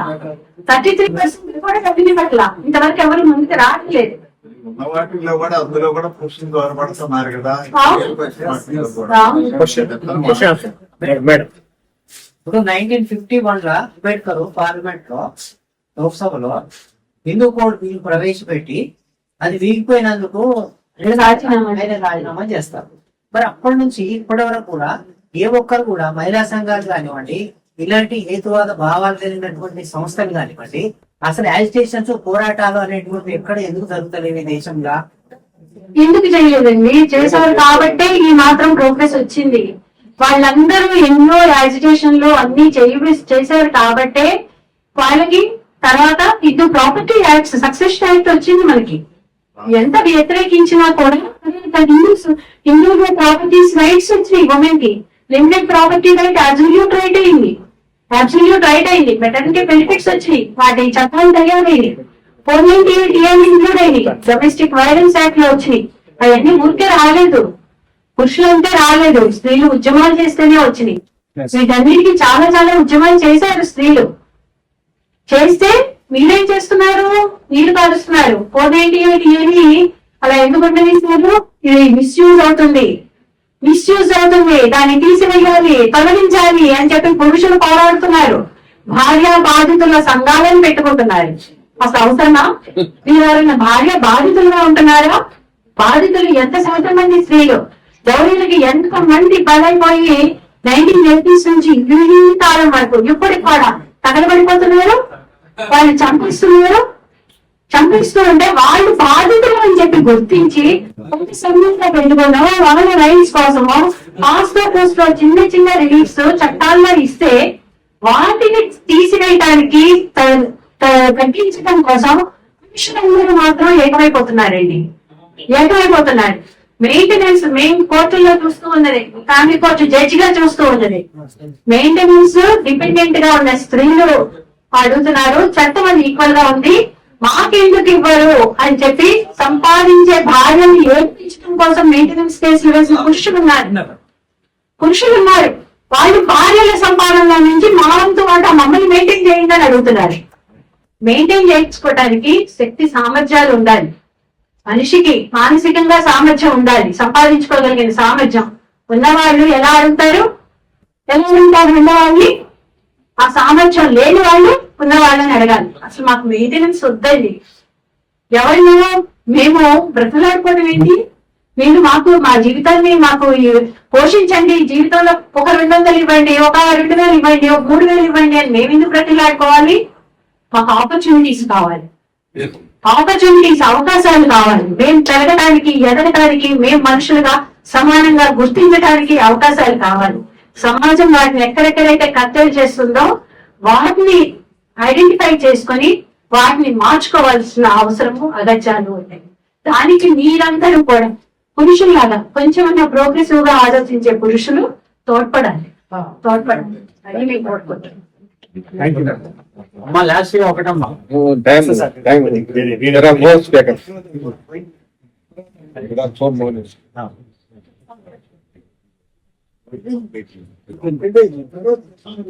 Thank you madam. రాధారాణి గారు చాలా విషయాలు మాతృస్వామిక వ్యవస్థ నుంచి పితృస్వామిక వ్యవస్థ దాని విషయరూపాలను కూడా చూపించడం జరిగింది. మేడం గారు చాలా ఒక ప్రపంచవ్యాప్తంగా ఉన్నటువంటి మహిళల గురించి అన్ని మతాల లోపల జరుగుతున్నటువంటి ఆ విషయాలను గురించి చెప్పడం అనేటువంటి జరిగింది. కేవలము ఒక హిందూ మతంలోనో లేకపోతే భారతదేశంలోనో లేకపోతే చట్టం వల్లనే మార్పులు వస్తాయనేటువంటి విషయాన్ని కూడా ఆమె ఎక్కడ చెప్పడం లేదు. కాబట్టి చట్టాలతో పాటుగా మన భావాల్లో పడ మార్పు రావడం అనేటువంటిది హేతువాద మానవవాదులుగా మనం కోరుకోవాల్సినటువంటి అవసరం ఉన్నది. కాబట్టి ఫండమెంటల్ పాయింట్ మారవలసింది మన మనస్తత్వమే. మన మనస్తత్వం మారకపోయినట్టయితే ఎట్టి పరిస్థితుల్లో ఏమి జరిగేటువంటి అవకాశాలు లేదు. ఇప్పటిదాకా జరిగినటువంటి అంతా కూడా మనస్తత్వం ద్వారానే జరిగింది. కాబట్టి ఎప్పుడైతే వేటలో పడ యాక్టివ్ గా ఉన్నటువంటి స్త్రీ ఎప్పుడైతే ఈ గర్భధారణ అనేటువంటి ఒకటే ఒక విషయం, నెలసరి గర్భధారణ అనేటువంటి ఈ రెండు విషయాల వల్ల స్త్రీ అనేటువంటి ఒక వంటింటికి పరిమితం అయ్యేటువంటి పరిస్థితి కలిగింది. ఇక్కడ మనం ఆ విషయాన్ని చాలా సున్నితంగా మేడం గారు చెప్పారు. ఆ విషయాన్ని మనం గమనించాలి. కాబట్టి ఒకవేళ ఆ స్త్రీలు వాళ్ళు ఆ బాధ్యత తీసుకోకపోయింది, ప్రకృతి వారికి ఇచ్చింది అది. కాబట్టి ఆ బాధ్యత మగవాళ్ళకే ఉంటే కాబట్టి ఖచ్చితంగా ఆటోమేటిక్ గా 9 నెలలు నువ్వు ఇంటికానే ఉండాల్సి వస్తుండే. కాబట్టి ఈ రకంగా స్త్రీ ఏం చేసిందంటే వేట లోపల కొద్దిగా ఇబ్బంది పడడం వల్ల ఈ రకంగా స్వార్థపడేటువంటి మనిషి మగవాడు కాబట్టి మెల్లగా రకరకాలైనటువంటి విషయాలతోటి ఆమెను ఆ ఇంటికే పరిమితం చేశాడు. కానీ ఆమె అక్కడ ఒట్టి కూర్చోకుండా ఏం చేసింది, అక్కడ వ్యవసాయాన్ని స్టార్ట్ చేసి అగ్రికల్చర్ అనేటువంటిది ఆడవారి ద్వారానే వ్యవసాయం అనేటువంటిది పుట్టింది అనేటువంటి విషయాన్ని మనము గుర్తించాలి. ఎక్కడ కూడా ఇప్పటికి కూడా ఏ ఆడవాళ్ళు అనేటువంటి వాళ్ళు ఒట్టి కూర్చోరు, ఇంటి దగ్గర ఏదో చిన్న పనులు చేస్తూనే ఉంటారు. కాబట్టి మెయిన్ స్ట్రీమ్ లోకి రావాల్సినటువంటి అవసరాన్ని మేడం గారు చాలా స్ట్రాంగ్ గా చెప్తున్నారు. కాబట్టి పురుషుల అహంకారం ఉన్నంత కాలం, పురుష అహంకారం ఉన్నంత కాలము పురుషులకు సైకలాజికల్ గా కూడా కొన్ని ఒక రకమైనటువంటి మగవాడు అనేటువంటి ఒక అహంభావం అనేటువంటిది సహజంగా ఉన్నటువంటి సైకాలజీలో పాటు చెప్తాం మేము. సైకాలజీలో కూడా ఆ టాపిక్ ఉంది. కాబట్టి ఏవైతే జెండర్స్ బయటకు ఉంటాయో దానివల్ల మగవానికి ఏదో అడ్వాంటేజ్ ఉన్నట్టుగా ఫీల్ అవుతారని సిగ్మండ్ ఫ్రాయిడ్ చెప్పాడు. కాబట్టి ఈ రకమైనటువంటి భావజాలము పురుషులకు ప్రకృతి పరంగా వచ్చింది. కాబట్టి దాన్ని అదుపులోపల ఉంచుకొని హేతువాద మానవవాదబద్ధంగా ఆలోచిస్తేనే ఈ సమస్యకు పరిష్కారం దొరుకుతుంది. మనంగా మారి మన ఇంట్లో కూడా ఆ అవకాశాలు ఇవ్వాలి. మన చుట్టుపక్కల ఉన్నటువంటి ఆడవాళ్ళకు అవకాశాన్ని ఇవ్వగలిగారు. కాబట్టి ఒకరోజు నేను చిన్నప్పుడు ఇల్లు ఊడిస్తే తర్వాత మా ఇంట్లో మా అమ్మ వాళ్ళు లేకపోతే ఇల్లు బయట కూడా ఊడిస్తే దాన్ని చాలా మంది గేలి చేస్తారు చిన్నప్పుడు. అది అసలు ఏంద్రా నువ్వు ఆడవిలా చేస్తావు. నాకు అప్పుడు అర్థమైంది ఈ విషయం. అదే అసలు అందరు చేయాల్సినటువంటి పని అది. అందరు చేయాల్సినటువంటి పని కొందరి మీదకి బలవంతంగా వాటిని నెట్టి మనమే చాలా వరకు వాళ్ళందరినీ కూడా మేడం గారు చెప్పినట్టు ఒక ఆస్తి లాగా మనం చూస్తున్నాం. ఆ భావజాలం పోయినంత కాలము ఈ సమానత్వం అనేటువంటి సాధ్యం కాదు. కాబట్టి హేతువాద మానవవాదాలు వెంకటరెడ్డి గారు చెప్పినటువంటి స్త్రీ పురుష సమానత్వము కాదు, మానవ స్వామ్యం కావాలి. ఇద్దరు మానవులే, అందరూ మానవులే అన్న తర్వాత ఈ భావన వచ్చేటువంటి అవకాశమే లేదు. వాళ్ళు వాళ్ళ స్థానాలను కోల్పోవడానికి సిద్ధంగా లేదు. కాబట్టి చట్టసభలో కూడా ఆ స్థానం ఇస్తారు, సీట్ల సంఖ్య పెంచి ఇస్తామని చెప్తున్నారు. కాబట్టి అక్కడ ఉన్న వాళ్ళంతా కూడా పురుషులే. కాబట్టి ఈ రకంగా మనము చూసుకోవాల్సినటువంటి అవసరం అనేటువంటిది ఉన్నది. కనుక మానవ స్వామ్యాన్ని, మానవ కేంద్రాన్ని మనం మర్చిపోవద్దనేటువంటి విషయాన్ని ఈ సందర్భంగా నేను మీకు తెలియజేస్తూ ఇప్పటి వరకు మేడం గారు చెప్పినటువంటి విషయాలన్నింటినీ కూడా కేరళ మిత్రుల కోసము, తర్వాత తెలుగు రాని మిత్రుల కోసము మేడూరి సత్యనారాయణ గారు ఆ విషయాలన్నింటినీ కూడా బ్రీఫ్ చేసి ఒక 5 minutes లోపల ఆ విషయాలన్నింటినీ ఇంగ్లీష్ లో చెప్తారు. Thank you very much.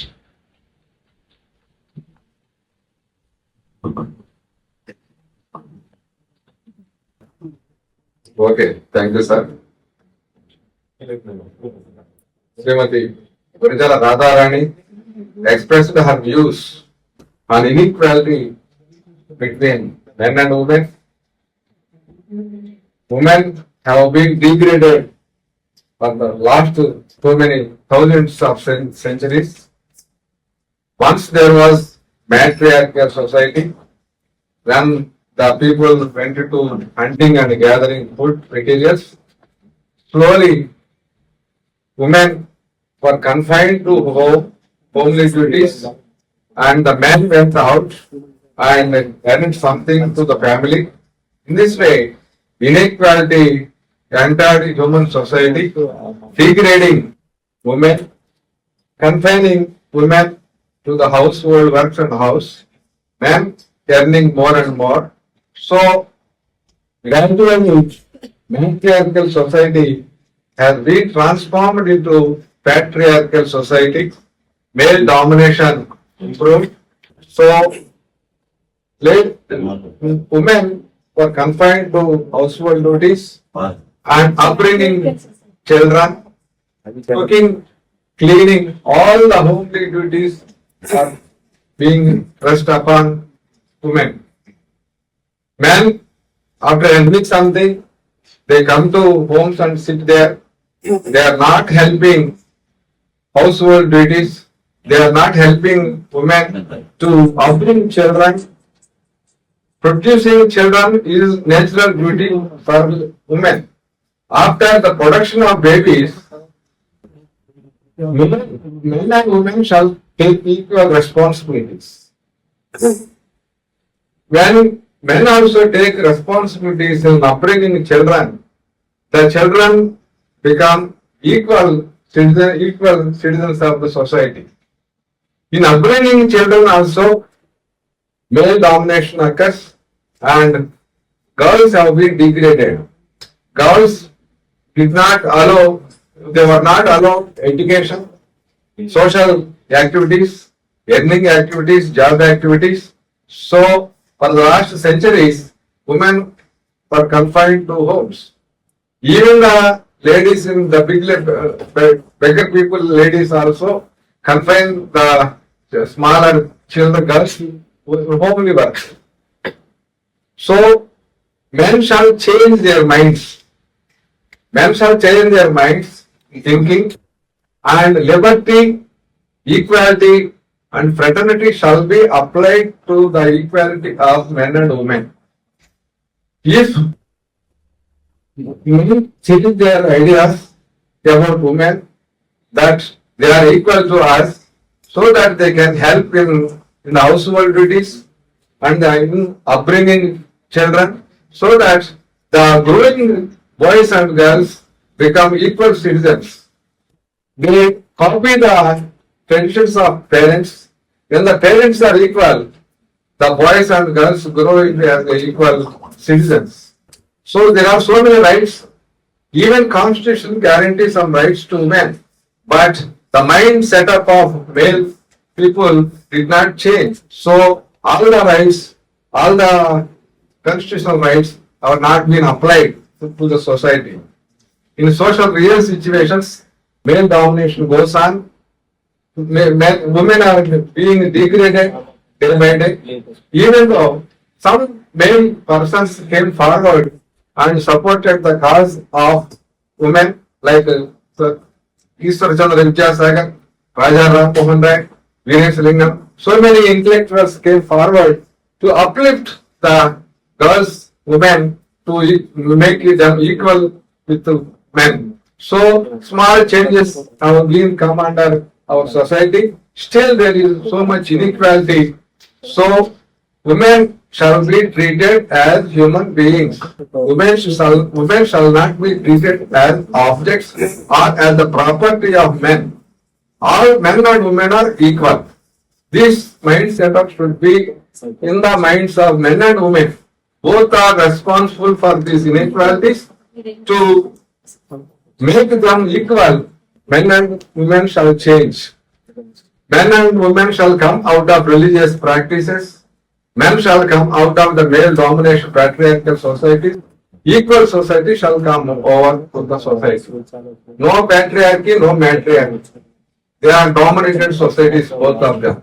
So now we need liberty, equality, fraternity between men and women.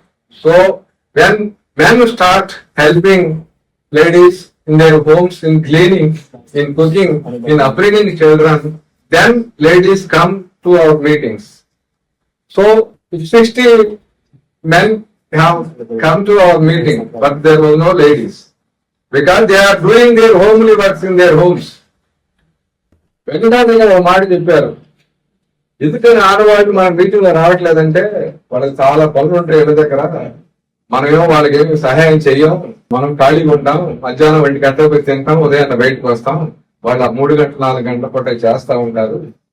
హేతువాద ఉద్యమాలు ఏ ఉద్యమంలోకైనా లేడీస్ ఈక్వల్ గా రావాలంటే మగవాడు తప్పనిసరిగా ఇళ్లలో ఆడవాళ్ళకి ఈ హోమ్లీ వర్క్స్ లో కానీ అబ్బాయిని పిల్లల యొక్క పెంపకంలో కానీ సహాయం చేస్తే వాళ్ళకి అంత శ్రమ తగ్గుతుంది, వాళ్ళకి అంత పుస్తకాలు చదువుకుంటారు, వాళ్ళకి అంత బయటకు వస్తారని వెంకటాద్రి గారు చెప్పారు. Ravipudi Venkatadri told us that men should help ladies in their homes in cleaning, house cleaning, upbringing of children and duties. Now ladies are doing jobs during daytime. When they come to home, they have to clean their houses. They have to cook their food. They have to upbring their children. So women are doing double duty. Women are doing double duty. Even the government gives 5 or 6 leaves for ladies extra. They are not sufficient. And men shall change their minds and come to help ladies in their homes. The ladies have free time. They can read. They can understand. They can come out into movements. They can come out of the homes and have equal rights, equal place in our society.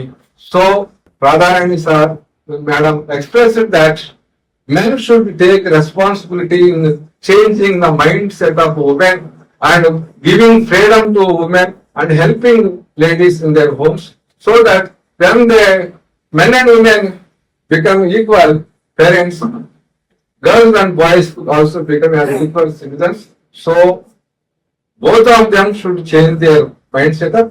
Male persons shall also change their mindset and help ladies to come up society, social activities and these movements also.